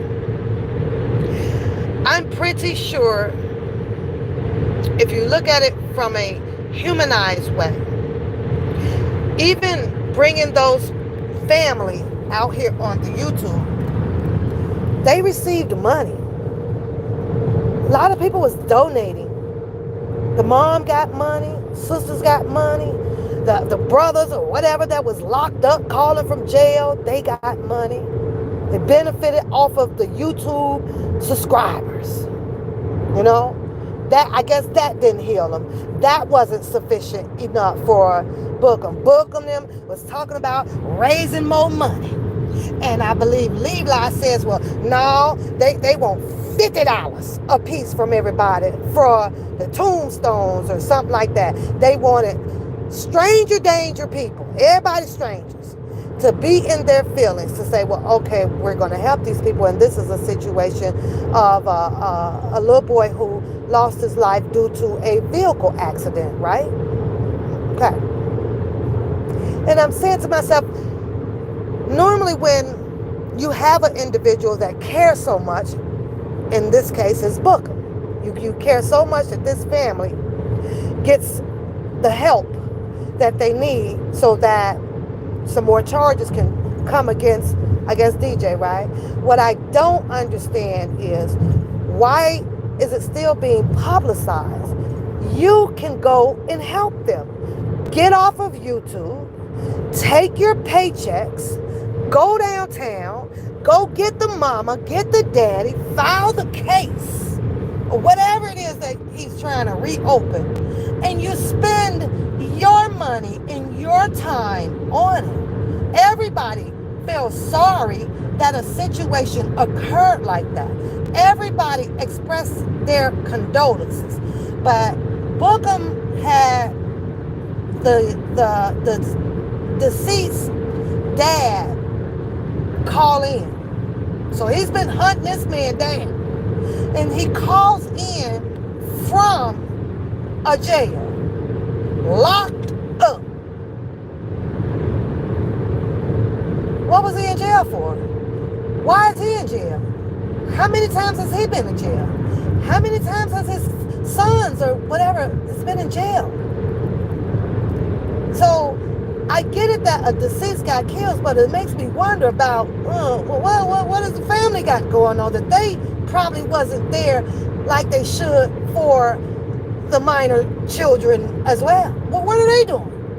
How do we know that what they are locked up for or being locked up for isn't as bad as what has happened to a deceased or equivalent to that? How do we know that? Nobody knows that. So it's using someone else's pain. And it's sad to say that Bookham didn't even open up his dialogue with that deceased father to explain to him about the situation that him and DJ is going through. Because I believe, had he done that father on that phone, because he said that his child is at peace, he said that, I don't want nothing no more, but we pray for DJ. We pray for DJ. But Bookham kept pressing the issue by saying, well, wouldn't you like to see something else, something more further to happen? He just kept pressing this man. But I'm wondering if that man, after knowing the history of Bookham and DJ, would he feel the same way with his answer to Bookham? Is Bookham forced him into saying, well, yeah, I do. Yeah, I do. But I don't think he knows the history of why his story about his deceased is being used on YouTube. said, why was the unhealthy baby outside unattended? No, he was at the liquor store, he said. He says that they talked to DJ about speeding up and down through the alley. So Bookham had to get him to repeat that because that was his favorite, one of his favorite parts. And he had to make sure you get that recorded good so he can play it. DJ was spoken to about speeding up and down through the alley, but he was speeding up and down through the alley. And then next thing we know, somebody says that a boy got hit, but I was in the liquor store. That's what he said. So he got his favorite part on the recording. You're right, Audrey. You're right. If it's known for that, I guess. But DJ ended up being a family, not a member, but a good, I guess a family member, good friend of the family, But, I just keep hearing, I hear this story and I'm like, what is it that they want the people to feel? What is it that you want to put on the people to come out of their pockets to help a situation that occurred, 20 years ago? It's like, what do you want? So when you have embedded yourself so deeply involved, right? Because you want to help the family. That is something that you have to personally go on off behind the scenes and go give them all your money. Go and put your name and stuff on the tombstone for the family. You go do that because you make yourself feel proud about something of the devastation that has happened to that family. That's what I would do. I don't need you people. I wouldn't need you people. I wouldn't need you people. I'm going over there to Mr. White's house and say, hey, I'd like to help you guys get the tombstone on. How much more do y'all need? $500? Okay, well, let me cut your check. $500. You guys get this on here, all because I'm devastated about learning about your son's passing. But it's not like that. It's mentally, put something on people out here that it just doesn't involve the people. It's a situation that family had, and to take that and use it for his own gratification or something, man. And people be like, and then he in church on Sunday. The fuck? You got to be careful with who you sit by in church now. Shit. No, that doesn't work that way. And I really, truly hope that Mr. White digs deeper into the YouTube story and asks, well, what's the history? Why were we chosen to be the family broadcasted out here on YouTube? Why? However, it may be where, with the other part of the family didn't mind because a bunch of cash came in with that. A bunch of cash. So I have to side eye and look at both of these people. Are they aware of that they are being solicited for personal situations and it was okay with them? And that's okay. Well, we're going to take the money anyway. You know what I'm saying? Or, man, this shit is crazy. This shit is fucking crazy. Fucking nuts. Smile up in my face and use my damn family. You could never. Oh shit. Nah, I forgot I'm in Chicago. Fucking traffic. You cannot roll in and out of Chicago, y'all, at all. But I just hit traffic, so it's messing with my gas mileage. In Chicago. West Rockford. Look at that shit. I do, y'all. I can't stand the traffic here. It's annoying. Like, where are these people going? Yeah. Yeah. So I don't know. It's just sad, especially when you listening to people who tell you that I'm good people, I'm good that, and I'm good this. I'm like, shit. Where? Because you can recognize good people, can't y'all? Can't y'all recognize good people? It's not that freaking complicated. It really isn't. It's not that complicated. It's crazy as hell. I'm gonna go dig up this family, and I'm just gonna use them to work on people mental. What? What? I'm pretty sure that those people were happy now that they have gotten all the cash apps off of YouTube. Dirty money. Dirty mindset. That ain't cool. I just couldn't understand it. You care so much. Go do it for them. You don't need the people to do that for you. You care so much. Go on down there. Use your own money from your jobs. And tell the people you're going to pay whoever you got to pay to open a case back up. You burn up all of your finances, all of your resources. You do it. Then you the man. And you going to be the man. You asking for other people help on some stuff like that, that shit is crazy. Crazy. Still RIP to whoever the little guy was. I don't know. I don't know. But he didn't even ask the guy, well, what are you locked up for? I mean, I'm sure the people would want to know that, because if you're going to do some judging, and you got to do judging all the way around the board. Don't half-step it. Like, what the fuck? Because you're going to see something favor for you. That was really, really, like, not cool, y'all. That wasn't cool. But anyways, so, yeah, I'm just ranting on. And again, so sorry that, Trent said that about me. It is what it is. I'm not out here angry or bitter. I didn't start no big old campaign. I wasn't ever going to think about taking nobody on the goddamn bridge of freaking New York. You were taking people there. You wanted to go there. You were prominent about going there. You can get the job done. Till now, he's guilty.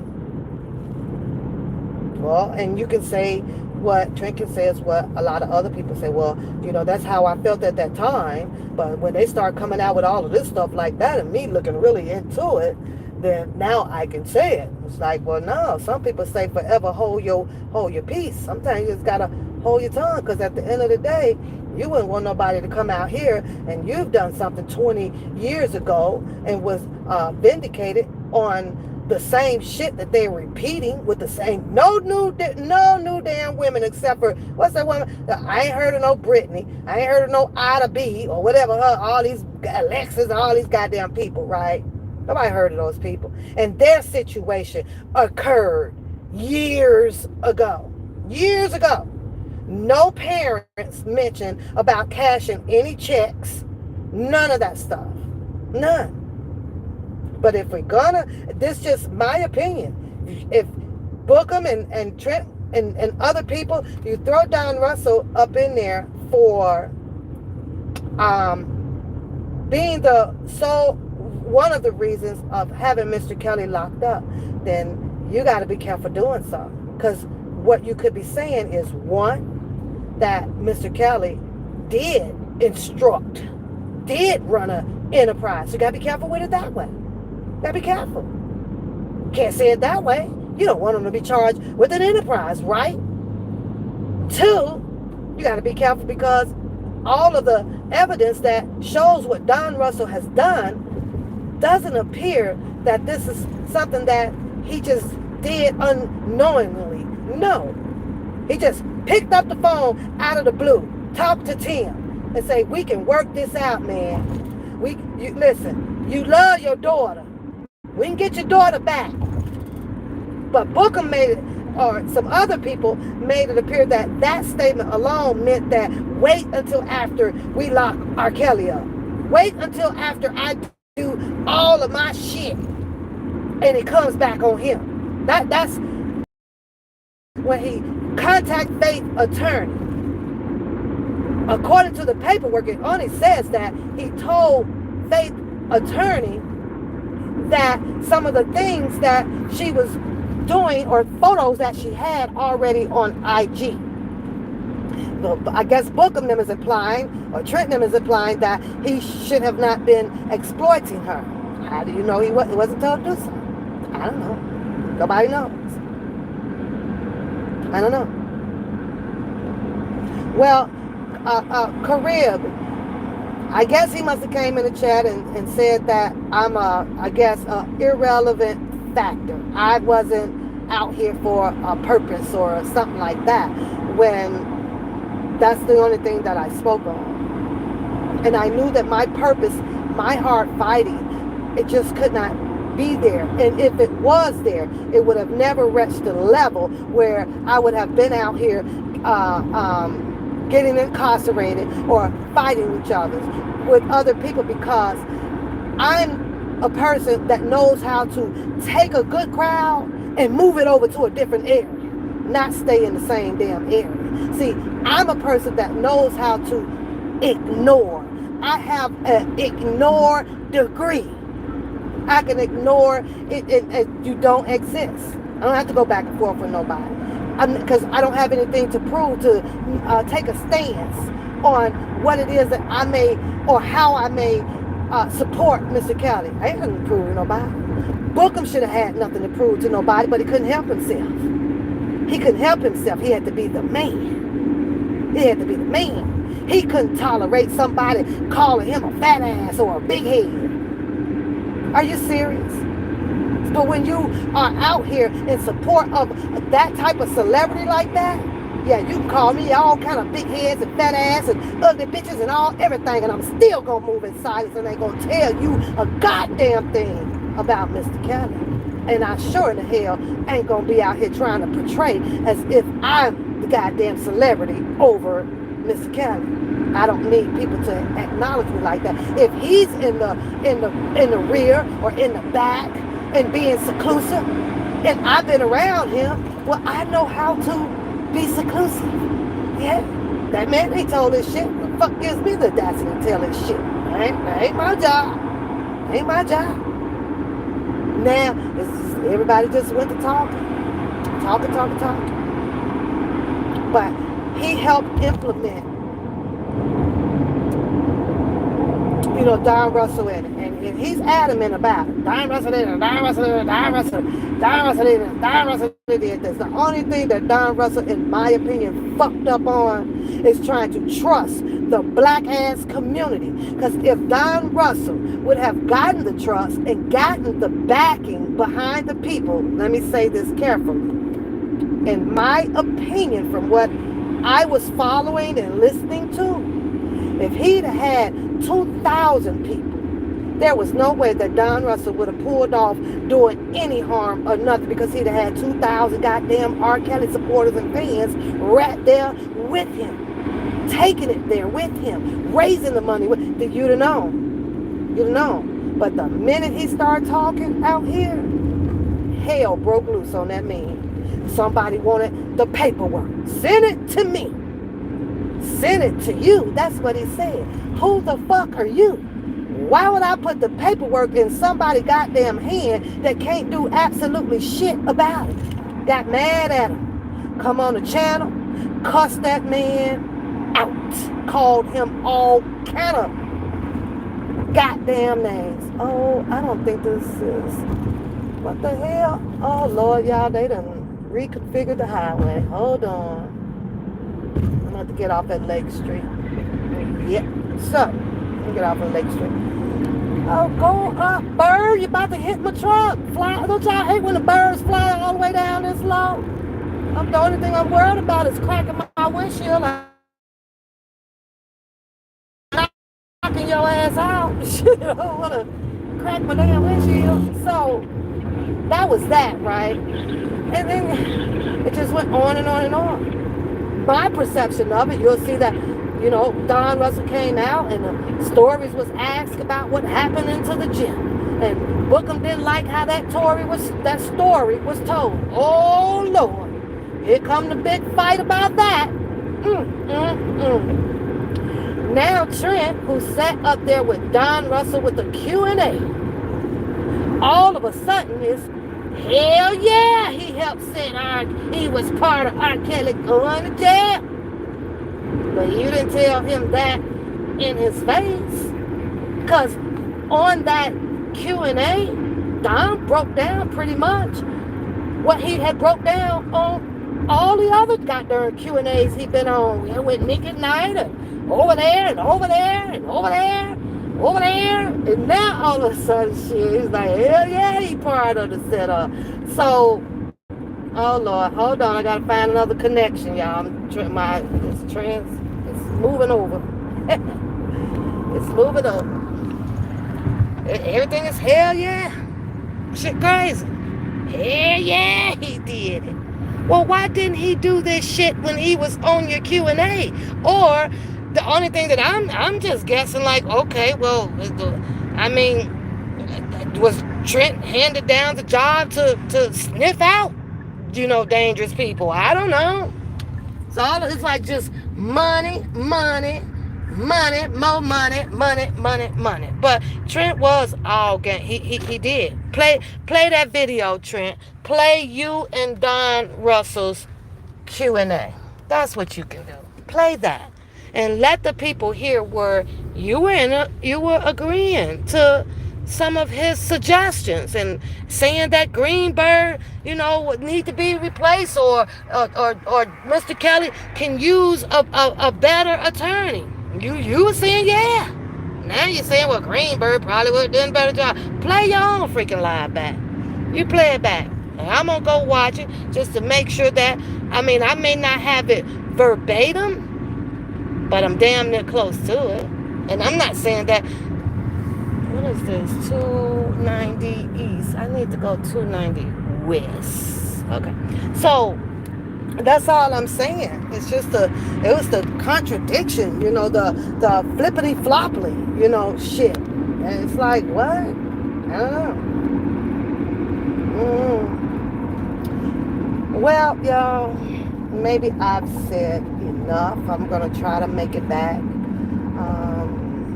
sometime. Oh shit, y'all. Hold on. Okay. It's gonna be west. I had a detour, so I gotta find my detour sign. Put me back east.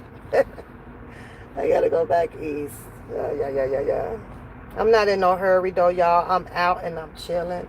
Takes me back to I don't like this phone because I can't really I can't. When I try to go up to kind of read y'all comments, it takes all of the comments away. And then I'm like, what? This ain't. Why is this phone doing this? I don't know. Back to what I was asking you guys, like, how many of you guys have allowed YouTube to become your stressor? Are you really stressed? Do you allow yourself to be stressed out by creators, bloggers? Do you? And then I was like, but, why? Why? How do you come this far from your private life? You come from your private life, enjoying life, doing this with your husbands, with your wives, with your kids, to under a YouTube spell of being like told what to do, how to do it, who you are, what you are, why you are who you are. Like, how many of y'all is actually stressed? How many of y'all take this like really personal, even if you have gotten close to a creator or a blogger or something? How many of y'all do that? Because then if you're doing that, then you're going to have to take some time and question your mental, your lifestyle.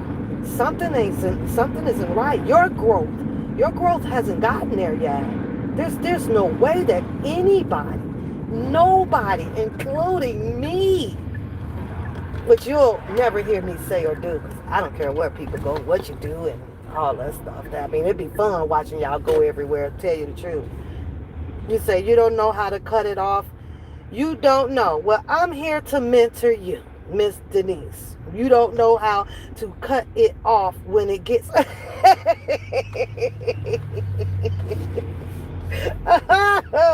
I am here to help you, honey, because there's no way that I would like to see you going crazy. Mm-mm. No, don't you do it. Don't you do it. You said at first it used to stress you out because of the interference in this man's legal. That's understandable, but not anymore. So Capone is good. Capone is good. I think the one thing that when I do click on and start surfing around, right? When I click on and start surfing, and when I start hearing from a lot of channels, about don't do this and do this and go over there and sit down and shut up and hey, raise your hand and do, without the Simon Says and all that shit, right? I kid y'all not. I be like, who? Who? And I made this example before, like, y'all don't even like your boss at your job telling y'all as much to do. How is it that you can become under a command in chief on YouTube? I don't, I can't calculate it. I cannot calculate it. I don't know. One day I'm gonna try. I'm like, and I can't even do it. It's not that I'm not boast enough. It's not because I'm not loud enough. I just can't do it. I'm like, I be practicing too, right? I'm like, I'm gonna come on live, be like, if you take your ass across Fifth Avenue, I'm gonna fire your ass. I don't know. And I like to leadership, you know what I mean? But I like humble control. I like respectable control. So I don't know. It's just weird to me. As much as I practiced it one time, but it just doesn't come out right. You could tell it's phony as hell. My shit be phony as hell. Y'all look at me like, bitch, shut the fuck up today. Pap, shut the fuck up, because we know your ass ain't serious. I did. I promise you, Gemini and Audrey, I practiced it right. I was in the mirror. And I was like, you gonna go on your channel and you just gonna hammer their ass. And you gonna give it to them straight. You gonna tell them what the hell you want. And goddamn it, everybody in the goddamn bush, it's $1 for pap goddamn day. And you hit the goddamn cash out. I was. Then I realized, man, bitch, your ass phony as hell. I cannot do it. So I wouldn't be a great actor in that department. Sorry, y'all. I'm sorry. And I don't know if it's because I'm humble. I don't know if it's because I am actually I'm a sweet person. And then I do know, like, hold on, bitch, how you gonna command some shit with some people you don't even see nothing in there but some damn circles and some pictures in a circle? Who the hell is you demanding shit to? So that wouldn't make sense for me to do. I would have to declare myself crazy and book myself in 1 week of the mental institute. Like, bitch, you gone crazy. Who you talking to? I don't know if Capone didn't have a candy in front of her name, and I look at the picture, I wouldn't know if that was a man or a woman that I'm talking to. And y'all, I could barely remember a whole bunch of names anyway. I have, like somebody said, well, that was so-and-so, so-and-so, and I was like, huh? I was like, yeah, you remember she was in the chat like 2 weeks ago. Oh, they was? I remember that shit, y'all. I remember that. I remember you. Mm-mm. It's crazy. But I practice it. Y'all. But I don't know. I don't have a whip like that. And I think it's becoming knowledgeable about slavery. You know what I mean? It's becoming knowledgeable about people's civil rights. You know what I mean? It's all of that combination, right? Where it triggers me. It triggers me because I seen how Massa, who wanted to control, and I done watched Roots about 300 damn times. And if they didn't go do it, they was going to get a whip. They was told to do something every day of their goddamn lives until they, some of them escaped. They caught the Mayflower and all, got the boats and all that shit and did what they rode all underground railroad, all that shit, right? But up until then, those black people were furious. They got tired of of kinfolks telling them what to do in a manner of control. Like, okay, could y'all please hit the like button? I appreciate it. Thank you. I hit the goddamn like button. I don't know y'all to, make y'all hit it or not. So, But I watched that, so maybe like my mental is damage from that. Maybe I'm always on guard. I'm always on guard for that. I'm like that at work. But most of the people at work, whether they supervise or whatever, you always hear them say, thank you. You hear them say, can you please do such that? You always hear that. So I have adopted to that. I'm adapted to that environment. So of course, which is surprising because those are kin folks. They ain't my folks. They just kin folks, right? But now, I'm at home and I got all my kids. They'll say thank you, mom, please, or stuff like that. But on here, shit, your ass getting the motherfucking Cracker Barrel whip style. If you don't do so and so, this is what I'm gonna do to you. Do to who? That's what I be saying, y'all. Like, you gonna do what to who? Who is you gonna do it? Like, oh, I be over here cracking up though, y'all. I be cracking up. I swear I do. I don't know. And don't get me wrong, because I'm a challenger. I have a mouth, but it's only when it's necessary and when I'm dealing with something very necessarily to deal with, and it's with a person that I actually know, not a figurative goddamn profile. Who is like, who is these people?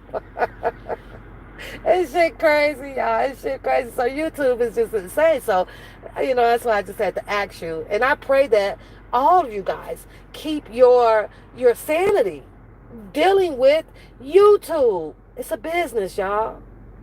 And everybody came in here at some form of fashion to operate their small business and grow it. And that's the truth. That's the truth. Some form of fashion, whether it's growth by gravitation of people, still part of a business. That business allowed you to capture a lot of people to sit and listen to you. That's one form of way. Then you have the other form of way. They want the people, and then the people wants the support to their channel. YouTube got millions of people on here. Millions of people. And they collect a lot of money. A whole lot of money. You been on the rooftop? You on the rooftop? I'm out just cruising, girl. Enjoying my Saturday. I felt like a drive, so I'm going to pop in on my mom. Well, she left her coat, so I got her coat. It's right there. I got her coat, and then I got to drop another. Oh, shit. I don't know if you can see it on that camera. Oh, it didn't even come out. Then I'm going to drop this box off, too, that they want. And so, but, yeah, I'm going to my mom's. There's her coat. Drop her little coat off that she left, so. Yeah. It's pretty out here. I don't know where the fuck I'm at, but I know where I'm at, but it's pretty. So it's pretty. So right now I'm about an hour and 45 minutes away from home. So just need to get a little drive today, And I'm okay. Trust me, y'all. I am definitely okay not being liked. I'm definitely okay not being shouted out. Trust me. I'm so used to being alone because alone keeps your sanity. It keeps confusion down, all that shit. I'm so happy. Ooh, because I can imagine what a lot of people is going through for, commingling and hooking up. The shit is crazy, y'all. Shit is crazy. Bookham sat over there and went back down a memory lane of him and Rand. And how he liked her and she liked all that shit. She liked him. I couldn't sit through that. I said I was going to get some popcorn and shit that day. I couldn't sit through that. I ain't give a fuck about that. It wasn't nothing bad about it, right? It wasn't hell if she liked you and you liked her. What was bad about that? I didn't get that. Randa said she did. He said she did.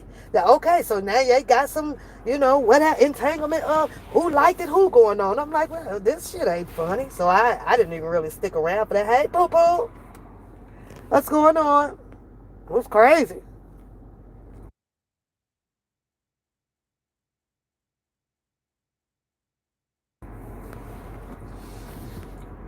A whole bunch of shit. Then he get set up over there, and he played a whole thing about the sit bowl. Sidbo conversation, y'all. And I'm like, okay, I know a whole lot of people out here. If y'all don't know by now who you can talk to on the phone, y'all better know. Shit, boy, these people got record speed dial. And the thing is, because he kept saying, well, Sidbo like his boy, right? But he had to use him because he wanted to make a point on the audio. Hold on 1 second, y'all. Hold on 1 second. That my mom. Give me 1 second.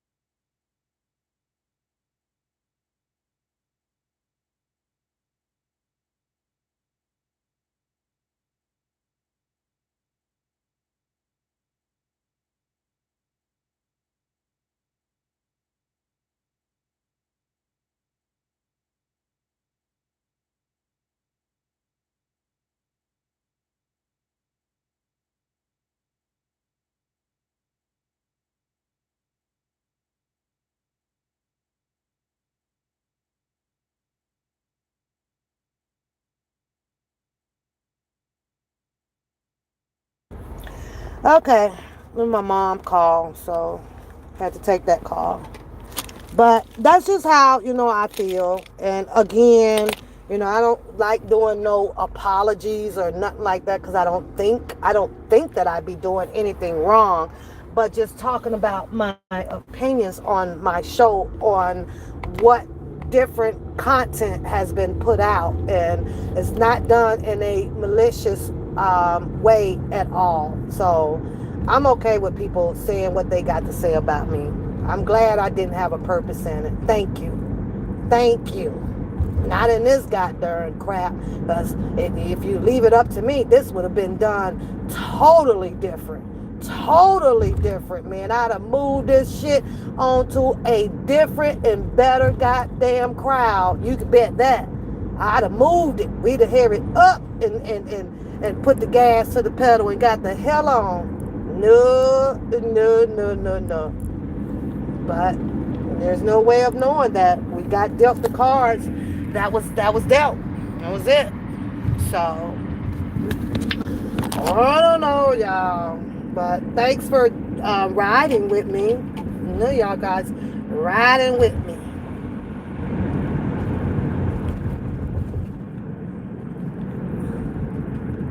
And I appreciate it, because y'all could have been doing anything else. But y'all riding with me. I still got about 40 minutes, depending on the traffic in the city.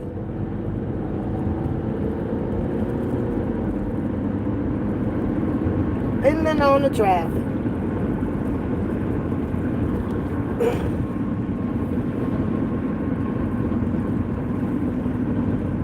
And then, you know, another thing, though, because I have to go back and look at the comments, because I'm not sure what Trent said, you know, or if it was malicious, right? I don't know. But if it was malicious, and if that was what he said, like I don't have a purpose or anything, then I'd like to know what was his purpose then. What was his purpose? First, he was free R. Kelly. Then it turned to he's guilty. So what was his intent? What was your purpose? Why did you step out of your livelihood to come and support Mr. Kelly? Why did you do Q&As? Why did he put himself in a position to want to know even more about Mr. Kelly's life, to come out here and do flippy-floppy conversations about him? Why?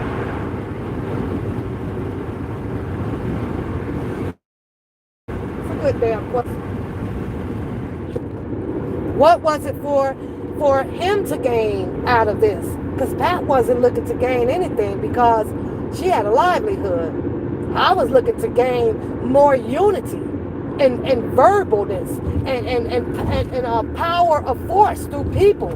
Because if the people would have grown and everybody could have communicated and gravitated to each other, and hell, if we could have took over a goddamn highway and walked our ass damn near to Washington D.C. and hit every goddamn state in between, that was a force. That was a force right there. Block down some shit. If a horse from the man on a horse in Chicago can shut down the goddamn highway, surely 2,000 people could have done it for R. Kelly. But 2,000 people minus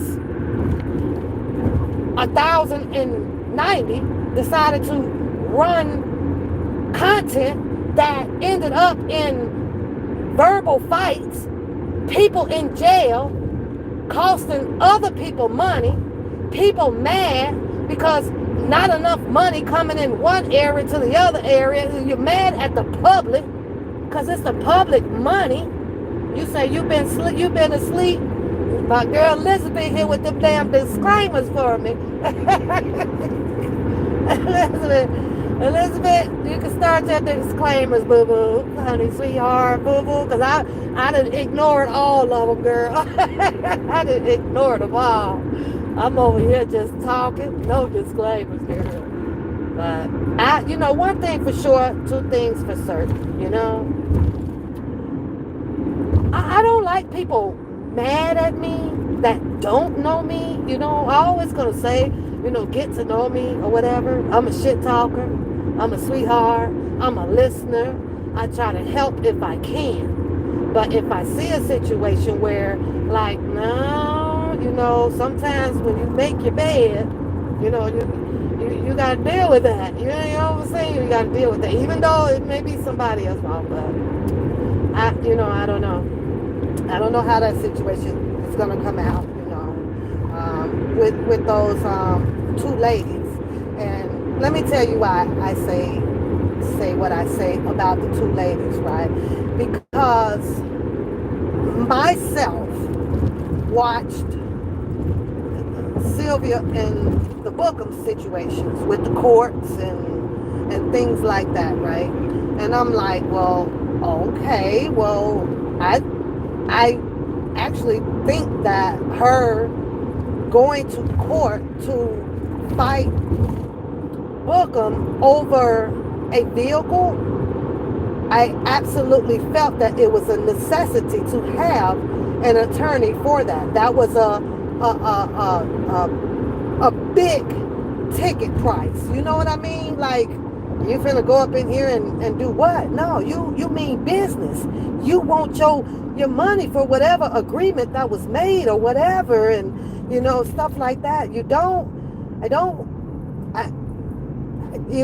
I'm like, wait a minute, you got to treat that with the same level of seriousness of what Hollywood is claiming that had happened in Chicago.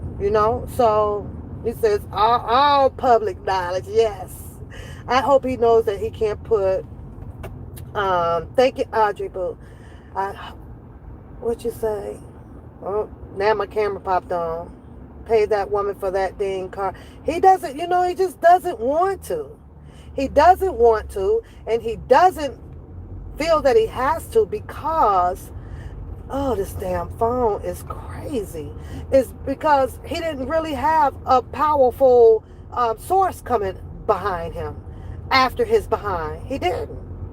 He didn't. He didn't have. He took that shit very jokingly. He didn't give a shit.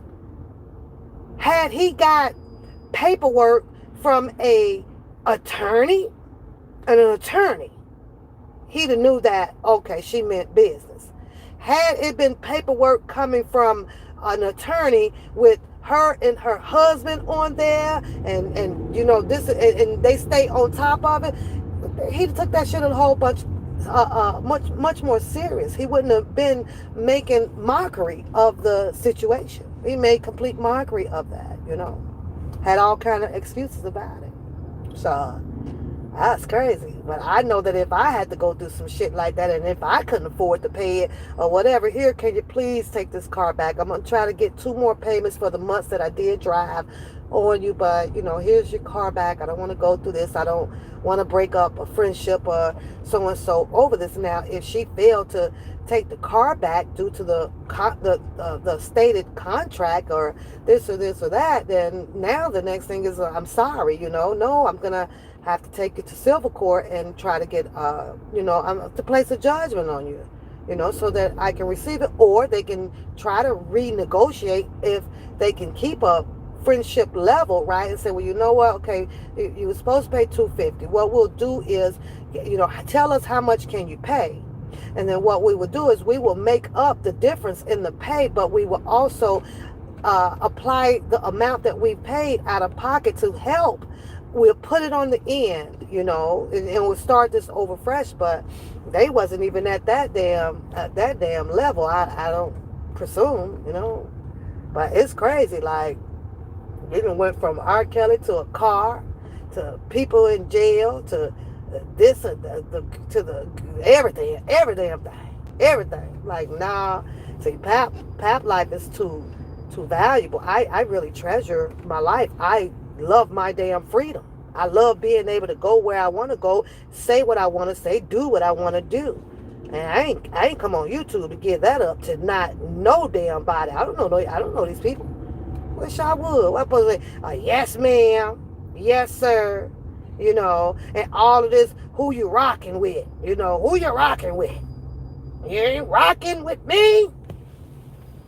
I'm okay being where I am if I have to go through what a lot of people is going through to get subscribers or a Cash App or PayPal. I'm okay. I don't want that. I ain't dealing with that damn stress. Mama, it ain't going nowhere. It's there. Everybody knows that it's there. Do what you feel when you feel it. Motorcycle gang all on the, I don't even know if it's gonna open up. All on the dang on. It's about 100 deep, y'all. All on the damn shoulder over there. Look at he even in between. Look at this shit. Where's the camera at? Where the hell? The camera not on. I don't know. Let me show y'all from this phone. They like 100 deep. Chicago crazy, y'all. It's crazy. Man, shit. That's why I just don't be in a big hurry to come here, man. But since I'm relaxing and enjoying my day and just cruising about, I ain't nothing I could do about the traffic. I could get off and go around, but yeah, I'll just stay here whenever. So, yeah. Enjoying my day. Because, baby, coming on here and doing all that yelling and shit and line up and at ease and shit, that's shit. Not my life. Nope. And I tell y'all over and over, I love coming on here, conversing and laughing with y'all. I sincerely do. Not even knowing people personally, I actually do. So in order to not lose so many or have so many where they don't like Pap and Pap is this, I try to stay humble with the people, with the people I do. I'm going to stay humble. You say you really can't believe that this is this other female blogger that has a YouTube channel really down with the shenanigans. I look at her as a joke, but now connected with those who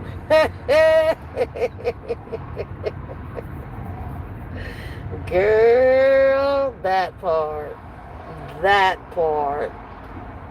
I don't know. Oh God, I don't know. It is what it is. All I know is I am able to see through it, understand it, make my own decision, and this or that. I don't have to go everywhere, to be known or judged. You can just come right on over here and judge me or whatever. So, and I didn't come out here to judge others. Only when it becomes problematic where, like, because I speak up for people, is like that's in my blood, it's in my blood. I probably shouldn't do that, but it's in my blood. Like, man, stop manipulating these goddamn people. Stop it. Stop knock it off. You wouldn't do it on the corner of your block. Do those people in real life. Like, go do those people. It ain't gonna work out for them.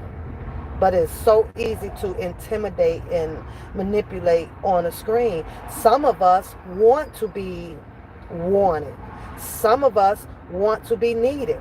We look for love or friendship in all of the strangest places ever. We do. We look for people to say, oh, you are so beautiful today, girl. We look for that. But see, I got to tell myself that first before I believe what anybody else. Once I can lift me up, I'm good. You're complimenting things and it's good, but you have to have you, is what I'm saying. You have to have you. So that way you're strong enough when the negative come, you can dust that off your shoulder like Bow Wow did. Dust that shit off your shoulder. You're going to be all right. You're going to be all right. But baby, every day, Gemini, this circle right here is nuts. Nuts. Completely freaking nuts. With 2 T's. 2 T's, girl. This shit is buku nuts. Oh, I can hit the like button from my other phone. Give myself that. So, I don't know. R. Kelly didn't do this. The people did this out of greed of leadership, greed of financial ship, greed out of emotional ship, just greed. Prey. You talking about predators? Shit, this damn circle ended up being some damn predators, boy. They prey on a lot of people. Prey on a lot of people. And when you do that, see, these people would be under the assumption that you don't have a life, or you don't have bills as much, or you don't have a family. You don't have this, you don't have that. So if you're there every day, that could be a possible assumption. So why not speak the way I speak and talk the way I talk? Like that man on that church forum, that on that show where he be tapping them on the head, and then all of a sudden you get up and do it. Ooh, walk it out. Walk it out. I'm like, okay, you heal till your ass get in the car, then your hip hurt all over again. You say, I want to cheer you up, girl. I don't like down people. No, baby. No, honey. Because what's the rule of thumb out here? When you down, you lift yourself up, because it's somebody else that may have it worse off than you. And that comes to when you have your guy friend, whether if it's your husband.com or your boyfriend.com or your girlfriend.com, whichever way. Whether if you got $2 in your pocket, there is always a way to make the best of your day. It is. And they gave it to us. You got arts and craft around your house. You got, if you ain't got cable or whatever, Walmart got the $9.99 antenna that'll still give you $2.579, and something is bound to come on that you eventually end up liking to watch. We got all kind of ways around of not being down, not being depressed, not being stressed. They're out there. I found them all, because I can't sit here and tell you that I ain't never been sad or I ain't never cried. I'm human just like you, Elizabeth. Shit. I'll be like, oh, Lord, this is a terrible day. And I probably swaddle in my terrible day, give or take about an hour, no longer than 4. If it's that bad, then my mind gets to saying, oh, no, oh, no. Because I know if I'm feeling this away, it's just a matter of time. Shit, girl, my toe gonna hurt, the knee gonna hurt, the neck gonna hurt, the hip gonna hurt, high blood pressure. Hell no. And I learned all of that by watching all of this medical stuff that they show you on TV. Oh, I'm depressed. You depressed? Now all of a sudden she back at the hospital, girl, for depression, and they done found some cancer. No way. I'm gonna stay happy even through my worst days, honey. When I was sick a couple of weeks ago, that Friday, it took me out, Elizabeth. Took me out, baby. I mean 103, chills, aches all through my thing, and I'm laying there like, listen, you got about 24, 48 hours to rebuke this up out of me. Rebuke it out of me. And I got up and started walking come Sunday a little bit. I got to tip to the bathroom and this or that. So, hey, too cute. And, so it can happen. And I get it. We have postpartum. Finance can put us in that state. But when it comes to finance, if you're not suffering from major health issue, and sometimes I'll be like, no, you just lazy. See, you have to declare yourself as a doer, no matter what people think. So if you got to go out there and put a sign in your driveway or even on the street in front of your house that you're going to wash cars today and end up making about $200 that day, you realize you just started a goddamn temporary business to get yourself up out of the run, tax-free. You understand that? It's just the kin folks, they can pull all type of shit out. You can make knit some socks and put them out on the table in front of your house for a freaking garage sale and get yourself out of the run. We just have to want to do it. And I'm just a doer. I don't sit and waddle in the mud. I know it's there. Like, oh shit, I do this. Thing I gotta be like, shit, yeah, do that. And that's how, I stay lifted up. Just do that. I don't want to go to work every freaking day. I don't. Listen, I do not. But I know that I like to spend money. I like to shop. I like to eat. I like vacations. I like nice cars. So I gotta go to work. Where am I getting it from? Where am I getting it? It ain't gonna fall out the damn sky. A sugar daddy is out the damn question if you're looking for those, because you're gonna be sugar baby Ruth number one. He gonna have two, he gonna have three. Now here come the itching downstairs, and now you're crying because he can't come over on Friday because he with babe Ruth number four. Who finna go through that shit? Some people do. Some people do. Not me. Yeah, girl, I was scared. Ooh, listen, I was like, what is this? Them taking over my body?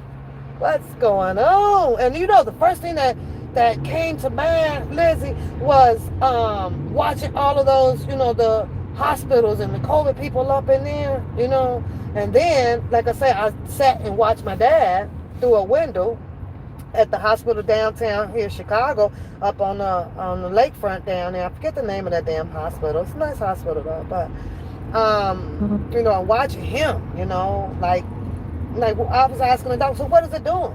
Is it the COVID like eating him up inside? Like what, it's like, well, it's just shutting down. All of his organs ended up just shutting down, and and you can see the breathing thing, that sits in that tube that go, kind of go up and down, and it was going slower and slower until he, I had to make a decision, you can disconnect my dad. So, and I call hell behind that too, listen, I call hell behind that because I was the one that was power of attorney on that. So I had to make a call over 8 siblings. Eight siblings, because one of my sisters passed away. So 8 siblings, and I got backlash, girl. And all of us, girl. And you know what I did? Ignored the hell out of all of them. What y'all finna do? Whoop my ass? Anybody finna do shit? Nothing. I'm your sister at the end of the day. What you finna do? Dad is sick. Now we got to get together and get him in the ground. So I had 2 of them, right, girl? They was, you on your own. You made the decision. So you know what I did? Fine. He's still going in the ground. Whether if you don't want to be a part of it or not. If you feel better by cussing me out and thinking that you're finna beat my ass and all that shit, then do it. And we don't want your money. At the end of the day, I wanted to just involve you guys in it, saying that his children buried him. See, my dad was a Chicago Papa Rolling Stone, right? There's the girlfriends and whatever. My mom and dad been divorced for quite some time. So my mom remarried into money, okay? So she's well off. But and she had money, so she retired early. And they're doing good. But, my dad lived that life, lived that lifestyle. You name it, But at the end of the day, no matter what his lifestyle was, you couldn't do nothing but love our soul. You couldn't do nothing. Well, no, you couldn't even hate RC for nothing. Nothing. You couldn't find shit to hate RC on. Nothing. Not a damn thing. As much as you wanted to, boy, you couldn't find it. That man gonna cheat your ass in Tonk. Oh shit. I'm in Chicago. Y'all heard that? I'm gonna have to duck. He gonna cheat you in dices. He gonna tell you the right horse to bet on and tell you that it costs about $10 more than what it costs to bet on the got dirt or. My dad wasn't shit, y'all. That's probably, why I should, I know I ain't shit. I am my dad's child. He crazy as hell, but he's honest about it, he's honest. He's good. He's man. Now I ain't judging him, about him messing with Sally and Ruthie and Becky May. I ain't give no shit. We fucking grown then. Do the hell you want to do. All I know is, I got, so all that stepmama shit was out of the question. How many of y'all go by with the stepmamas and the stepdaddies? I'm about to duck, girl. I'm like, what the fuck? Oh, Lord, they got me. I better not play like that, because, a couple of young ladies actually got shot up on this highway that I am on. The cars pulled right up beside. I remember the story of one black girl, something. Yeah, pulled right up beside her and black just shot her up, y'all. So, I don't know. I was trying to tell Booker, right? You gonna bring your ass to Chicago talking all that damn shit? Man, your ass gonna get caught in shit like this right here. Where you gonna in and out this bitch? Where you gonna go? Where you gonna go in shit like this? A button to push to fly your ass up over these cars. Where you going? Where you going?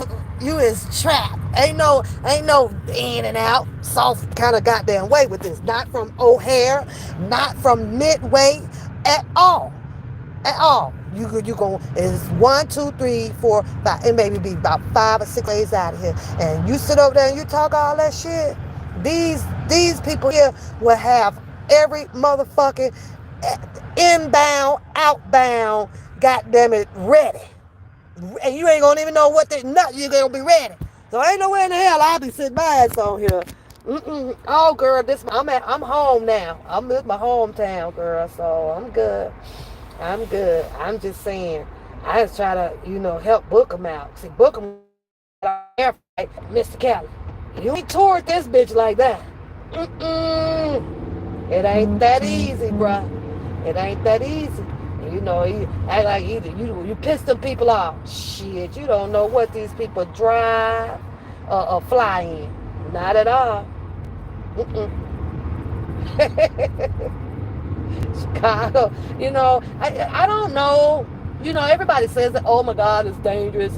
I don't know. I don't live here, but I come here a lot. And when I'm here and I'm driving up and down, certain streets or whatever, whether it's Laramie, Cicero, never see nobody robbing those stores. I don't know unless they got certain times that they do this shit, but I don't never see it. I don't. My mom is borderline of the hood. I go out on the front porch. I don't see shit. I don't see no drug dealers.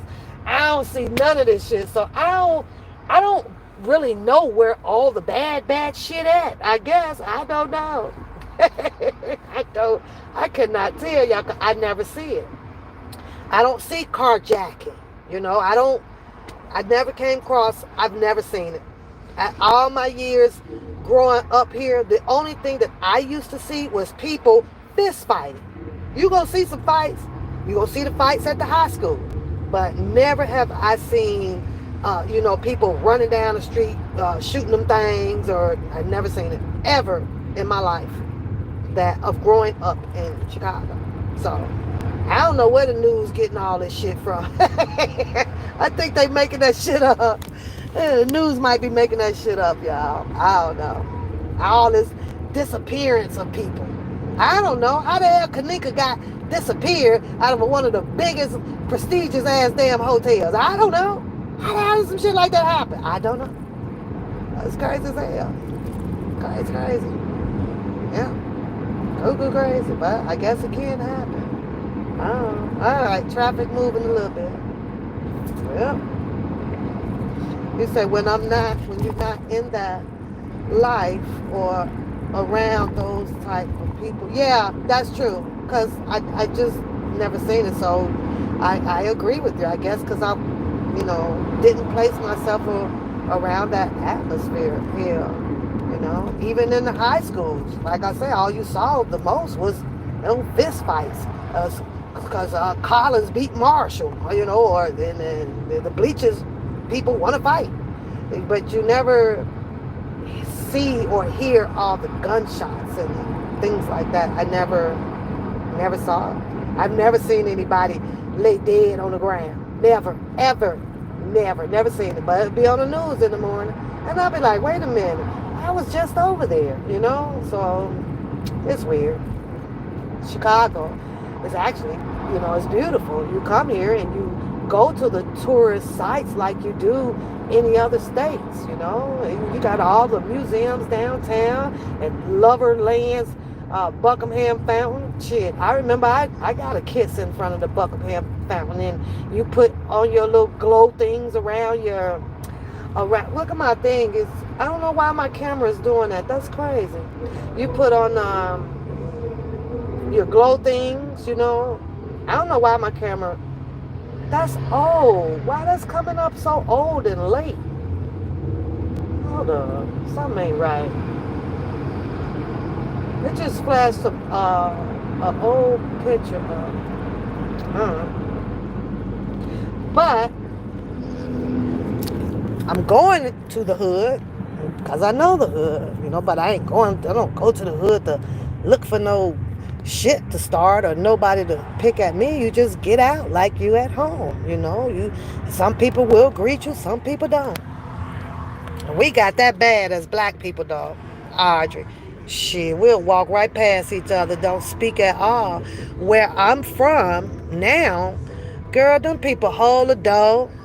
I'm talking about the kin folks. He jamming, y'all. Look at him. Let me see. Girl, you're all I need. He got a three-wheel. All I need. Girl, you're all I need. Let me see how he look. Let's see how he look, Audrey. Girl, you're all I need. Girl, you're all I need. He jamming, girl. Girl, you're all I need. You ain't even got to have your radio on. You could just ride side here. I was listening to my soul music the other night. Soothing. Yep, soothing. Oh, I know what I was going to ask. You say he young? Oh, you don't know if he young. How you know that man young? Wait till I get back beside him if I do. Yeah, he look about maybe 40-ish. She said, yeah, that was a three-wheeler. And they ride those up there where I'm at, girl. That's pretty much, they ride them. That's all them white folks got up there. They love riding on them things. I don't like them on the highway. I don't think that they actually have. I guess maybe they do 70. Maybe they got the capacity to do 70. But see, they have some bigger ones too. And this one here is a little smaller one, so I don't know. That's what Dakota wants, y'all. Dakota wants this damn Jeep right here, and I don't like the Jeep. I don't think that is that safe, when it comes to, if there's an accident happening or if she has an accident. I just don't think that the Jeeps are as safe. But that's what she wants. First it was the BMW 2-door. Now she tells them, no, I think I just want a white door, 2-door white Jeep. So I don't think I would drive it on the highway, Elizabeth. I don't. I think it's a fashionable cruise around car. So I would definitely keep it, on the streets, cruising the neighborhoods. Not on no goddamn highway, but oh well, to each his own. I'm hungry, y'all, but I'm done. I done had enough White Castles. I done been back here actually 3 times since I got my windshield repaired. I done been snuck in here 3 times, and just for White Castles, y'all. Y'all know that's crazy, right? I'm like, shit, I'm gonna go to White Castles. They're 24 hours too. Yep, sure have. And I love me some White Castles. I really love it. And, I miss my dad, because this was my dad's highway, y'all. Everywhere we going, every time he jumping on this damn highway. So it brings back the memories of that. I do not go around my old home where I was raised at, because that brings back the memories of my dad, and I try to stay away from that because it makes me sad a little bit, because I miss my dad. I miss my dad. And he is buried an hour away from Chicago. So I miss my dad. Yep. Miss playing cards. Miss traveling with him. Miss him coming up to the house. I miss so much about him. Miss talking shit. Did I tell y'all one time? Because he was sick. This was actually, I want to say about 4 months before the pandemic hit, right? He was sick. So I said, well, what you want to do, Dad? And at that time, I usually, we would rotate and keeping his clothing good, his underwear, his gym shoes, and things like that, right? Until, he got too big to kind of be in him. He didn't want to put on the pressure socks that they had for him to put on. He was just hard headed, y'all. But so he says, well, I can come up there with you. And I was like, okay, you want to come up here? Yeah, you can come. So it was like a Thursday. So came and got him for Friday. And he was going to stay Friday, Saturday, Sunday, Monday, right? And I was going to bring him back. So he's like, well, no, I could just catch the bus. No, I'm on my way. So I got here, picked him up, we went back. So we're sitting around in the house, and then I was like, well, now what do you want to do? My dad loves eggs. He don't care how you cook him. He just wants him some eggs. Just make me just eggs. Ain't nothing got to be with eggs, right? We love some eggs and that. Make him some cornbread so he can smush it up in that nasty buttermilk in a cup. I'm like, oh, this is gross, God. So I literally would hate to cook for him because he would eat grossly. Like, what the hell? That don't go with that. And he didn't care. He would put anything together. So I said, well, okay, well, let me take you to the casino.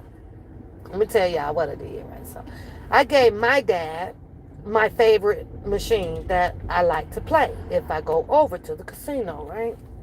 And so, and I said, well, here's 100 for you, Dad. Now, I'm already mad because I done gave him my hot machine. And I mean, this machine here, it wasn't a time that I probably wouldn't leave up out of there under $500 with this machine, right? So, and Dad goes, well, no, you could play it. I said, no, you go ahead on and play it. And of course, it gets a little agitating to play and then show somebody else how to play. You know what I mean? Like, this sign means this button means this denomination is for this and this or that, right? So, but because we went over just to have a good time, imagine. Now, my brother came too, my oldest brother.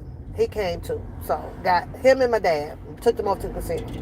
So, my brother, he was like, well, no, I got a little money. I'm going to go play that. And I said, Big Rob, you don't want to mess with that machine. Those are money grabbers. They use those machines to pay out the other machines. So the Cadillac Jack. So you got to be careful with those machines, especially if it doesn't have a jackpot at the top of them, right? I'm trying to tell, oh, I got this, sis. I got this, sis. Well, excuse me. Go ahead on and put your little $40 in there. I know that's all you got in there because you a cheap ass, right? He cheap too, right? So I put the $100 in for my dad, and I put $100 in. So we're playing, and I'm up to, I probably get up to probably about 300 here or there. I remember this day. So my dad, he ended up losing the 100, so he was ready to go. And I said, no, Dad, I don't know. This machine is usually hot. I said, let's put another 100 in there, right? And sure enough, y'all, we put that damn 100 in there, my dad. It was so funny. He was just pushing the button. He don't know what he's doing, right? Because he's in the borderline of, the just dementia and stuff like that. He's at that age, right? He just pushing the button. He's like, the damn thing won't play. And I'm like, it was just playing, Dad. What are you talking about now? I'm messing with him, right? I already know what's going on. I'm like, what did you do? How come every time we go somewhere, you're breaking? How do you break this machine? These people are going to make us pay for this. So he's up there. The hell they is. I guess the shit was broken before we sat down. I mean, he was livid, y'all. He would go off because I was blaming him for breaking the machine and all this stuff. Now, man, y'all, the machine wasn't broke. It was locked up, right? Because the jackpot had hit. But I had my dad going on that. I was like, Dad, I'm just playing. Dad had hit. It was 5,500, right? And he was like, show enough. We did. And I was like, yeah, Dad, you hit 5,500. Now get your goddamn Social Security card out. I ain't claiming this shit. He was like, what? I was like, fuck yeah. You don't pay fucking taxes no more. Hell, you don't give a fuck about the IRS. Hell, you claim this shit. So he was like, well, why do we have to claim it? If you gonna sit here and somebody say, I don't care. Dad, when the last time you paid some goddamn taxes? Let's keep this shit real. Quit playing. He said, well, why don't we just take it all then? And I was like, well, you can do whatever the fuck you want to. I don't care. It's your money. So the guys, they come, the hopper attendants, right? And they congratulated my dad and that manager because my dad, he weird with money. So they come, he get the whole 5,500 in all hundreds, right? No, he asked for a couple of 20s too. So he may have gotten about $200 in 20s, right? He had done rolled it up. He gave me 2,000. So he rolled the rest up real tight, y'all. Put it all, it's everywhere. It's in his socks, it's in his hat, it's in his scarf. Now, mind y'all, my dad is old. So if it's 80 degrees out, to him, it's still 40, okay? Because he got on 4 layers of clothes and 8 hats and all that. He just lived that life. That's what it is. It's RC. So he rolled it all tight. Guess who coming, y'all? Here come Big Rob. So Big Rob got this old long face, right? So my dad was like, well, what's wrong with you? So Big Rob was like, well, shoot, I done lost my money. So my dad was like, well, you done playing? So Big Rob was like, well, no, I was coming to see if I could get a few dollars from y'all. So my dad said, shit, your ass done playing then. He was sitting there. And my dad sitting there with all that money in his pocket, y'all. He was like, shit, you look like your ass is done. It was so fun. So Big Rob looking at me, you're right, he sees that there's no money on the machine. So he was like, well, why y'all still sitting here, on that damn sympathy ass shit? Why y'all? My dad, he can play smart and then he can play dumb. He can dumbfound you, right? Well, shit, we just sitting here waiting on your ass. How much money you been feeding over there, right? So, and we wasn't, we was finna play some more or whatever. Then he wanted some pancakes, so it was still breakfast too. So he'd go over and get some pancakes from the cafeteria. So Rob goes, the only time you act like this is when you done won some money. It was so funny. And I couldn't refrain from laughing, right? Because, oh shit, is that light red or green? It's a glare on it. So I couldn't refrain from laughing and shit, right? And I was like, well, might as well tell him. He said, yeah, if you'd have stayed your ass over here, then you'd have won some too. Yeah, we is loaded. And I'm like, nah, we ain't loaded like that. So hanging out with RC, y'all, is the coolest thing. Growing up as number 6 out of 10 siblings in the home with RC, it was just fun, It was fun. I'll tell y'all this other story. This boy got on a mask driving the car. I'll tell y'all this other story from the high school, right? I had an English teacher named Miss Daniels, right? And granted, every now and then, I would participate in the International Cut Day. How many of y'all would go, it's International Cut Day. International Cut Day, right? So I would participate every now and then. If it wasn't a volleyball practice or swim, or if it wasn't track or something, I'd be like, shit, y'all cutting, I'm going too, right? No, I ain't got no business cutting class. My dad and them fucked me up, right? So Miss English with Miss Daniel, I'm caught because I didn't come to 8th or 9th, hanging out in the hallways, kicking it, whatever. I'm calling RC, and I'm like, I don't, because I was smart mouthed back then. I don't give a damn who you call, but I got that from RC, because I already know that RC knows that I am him and he is me, and he ain't finna do shit to me, nothing. And I kept trying to tell the dumbass English teacher, you're wasting your time. What you should have said was, you calling Miss Ann. Then I probably would have got fucked up, but you're calling the wrong parent out. But you go do your thing. Here come RC, y'all, all big and bad with his cowboy hat. My dad, is a cowboy hat lover. He got his boots on because he's a truck driver, a truck driver, work on trucks and shit like that, right? He come up I'm in the office, right? He come through there shaking his head, you know, what she did now, like he come up here every week for me. Now you showing your ass out, RC. Well, I'm gonna deal with her. And she will be in class tomorrow. And if she don't, then you all call me again. I'm sitting up in there, y'all. I kid y'all not. I'm just, okay, I got to roll with the flow. Here go RC. He gonna whoop me. I'm your favorite. You ain't whooping shit. So we leave out. I don't know why you gotta keep having me. Because people keep calling me up here. Now, don't tell your mother about this, girl. We over at the goddamn racetrack, honey, on Cicero Avenue. My dad took us to the racetrack. This was my punishment. So I went to the racetrack and I had $10. I think I might have, $10, because that's all my allowance that I've been saved up. I got $10, right? And so he's like, well, you want to play? I'm like, well, yeah, I just played a perfector, right? I put the 728. I always play my birthday. He's like, give me your money. So he go over there, right? So I'm in the arcade playing Millipede. I love Millipede. I like Centipede. So I'm playing in Gallagher. I'm playing that. So my dad, he's up in the box. He always VIP up in the box. I don't like sitting up there. If I want to watch the horses run, I like to go and stand by the gate because I be wanting to see them, right? I'm little too. So RC come downstairs. Now, mind y'all, I saw the race. I did. But where the game room was at, I ain't think nothing up. I see watching the shit. So I knew that I had a 728, but it actually came 827, something like that, right? So I ripped the ticket up.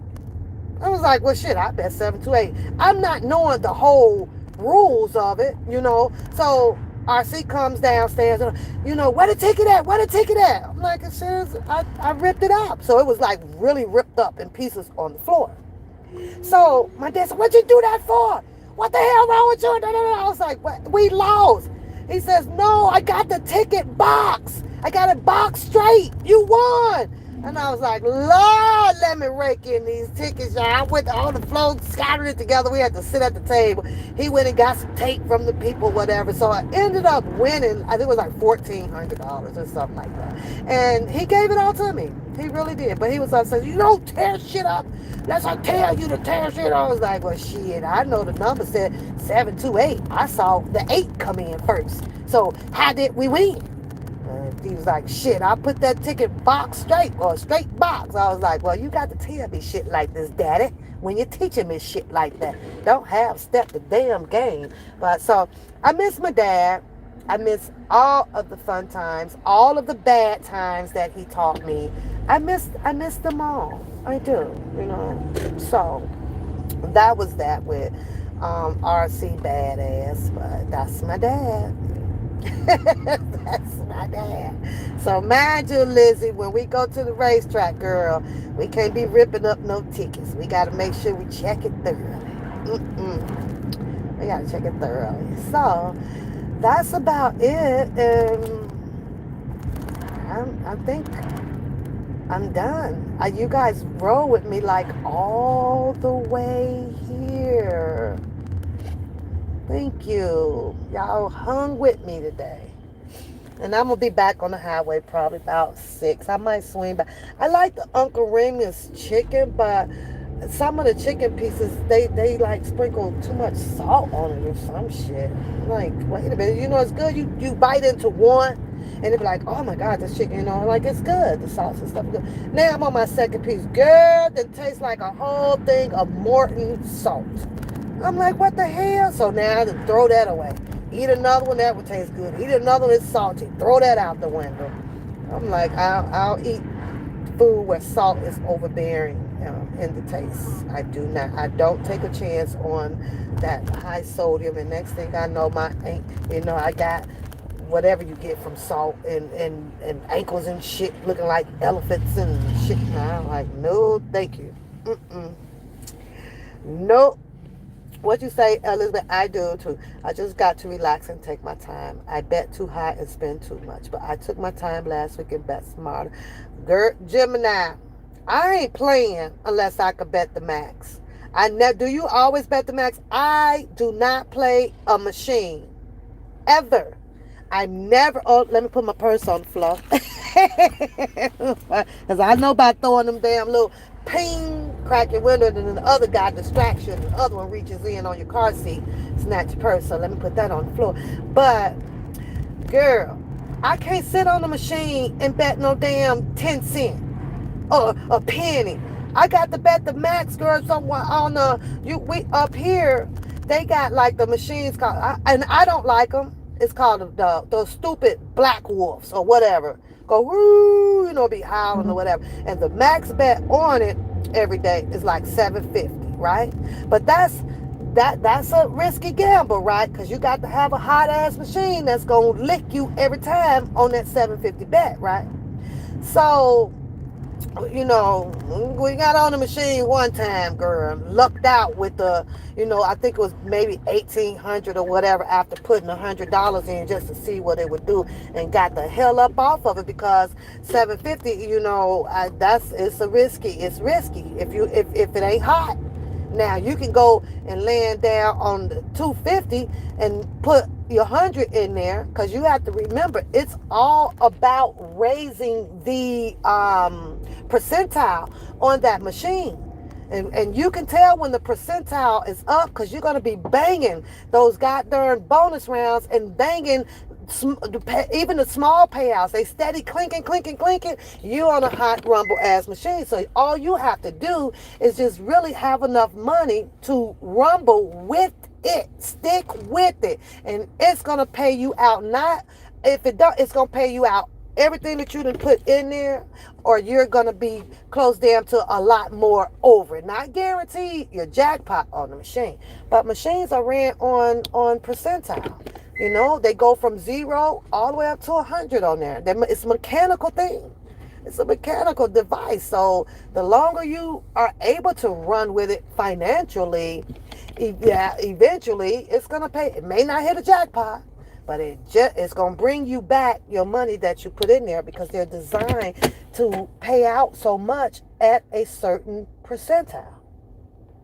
You got, oh, I don't like the craps. Oh, girl, no, I don't like craps. If you go over to the Milwaukee area, girl, because it's predominantly a black casino over there, Potawatomi, right? Girl, they got all the tables at the door. I haven't been over there in about 5 years, but that was when they rebuilt it and made it better, right? Parking lot and everything. And at the door, girl, huh? Okay, I'm back, y'all. Okay, I'm back, y'all.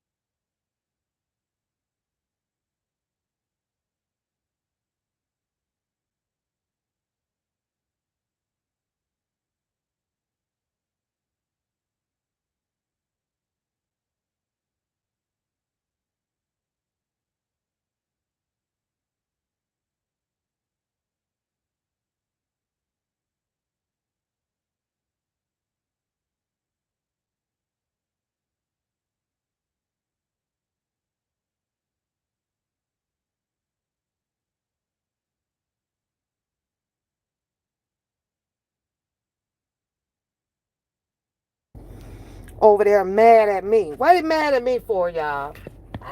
He already said I ain't had no purpose. Shit, I wasn't doing shit. And you have no idea how I thank God every day for not allowing me to involve myself in the circle to the level of where this stuff had detoured to. I am so, y'all have no idea. None. I say every day. As much as I want to come on here, and as much as I is going to stand in the support of Mr. Kelly, I am so glad, y'all, that I did not entangle myself in the level of the entanglements of this umbrella. I I just got informed that, Trent is, I guess, angry, so my name is in his title. And I just hope it's not malicious, because, I'm not out here to do any malicious on anybody. I'm just speaking my opinion. So, and I don't think what I said was not true. That's the way it went down. That's the way I saw it go down. So, maybe mad because I talked about the getting on the fucking bridge, like that was gonna get R. Kelly out. So how productive was that? That going on the fucking bridge with the drown in the water ain't finna goddamn it get him out either. That wasn't gonna help either. It was gonna cost some people a whole lot of goddamn flight money. It's gonna cost you a bunch of rental money and the Airbnb money. But it wasn't gonna free R. Kelly. I don't care. At least he should own that when he's just sitting over there saying that, well, R. Kelly was guilty. The girls were guilty too, because they should have went in there for whatever reason that they said they was, and if it wasn't happening that way, you should have eased the ass right on back out his goddamn door, out his damn private life.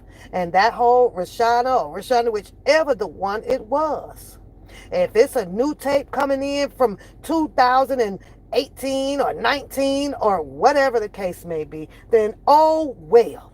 Oh well. And I agreed to him. I kind of should have got rid of if there was some more tapes and made sure that everything was burnt, destroyed. I agree with that shit.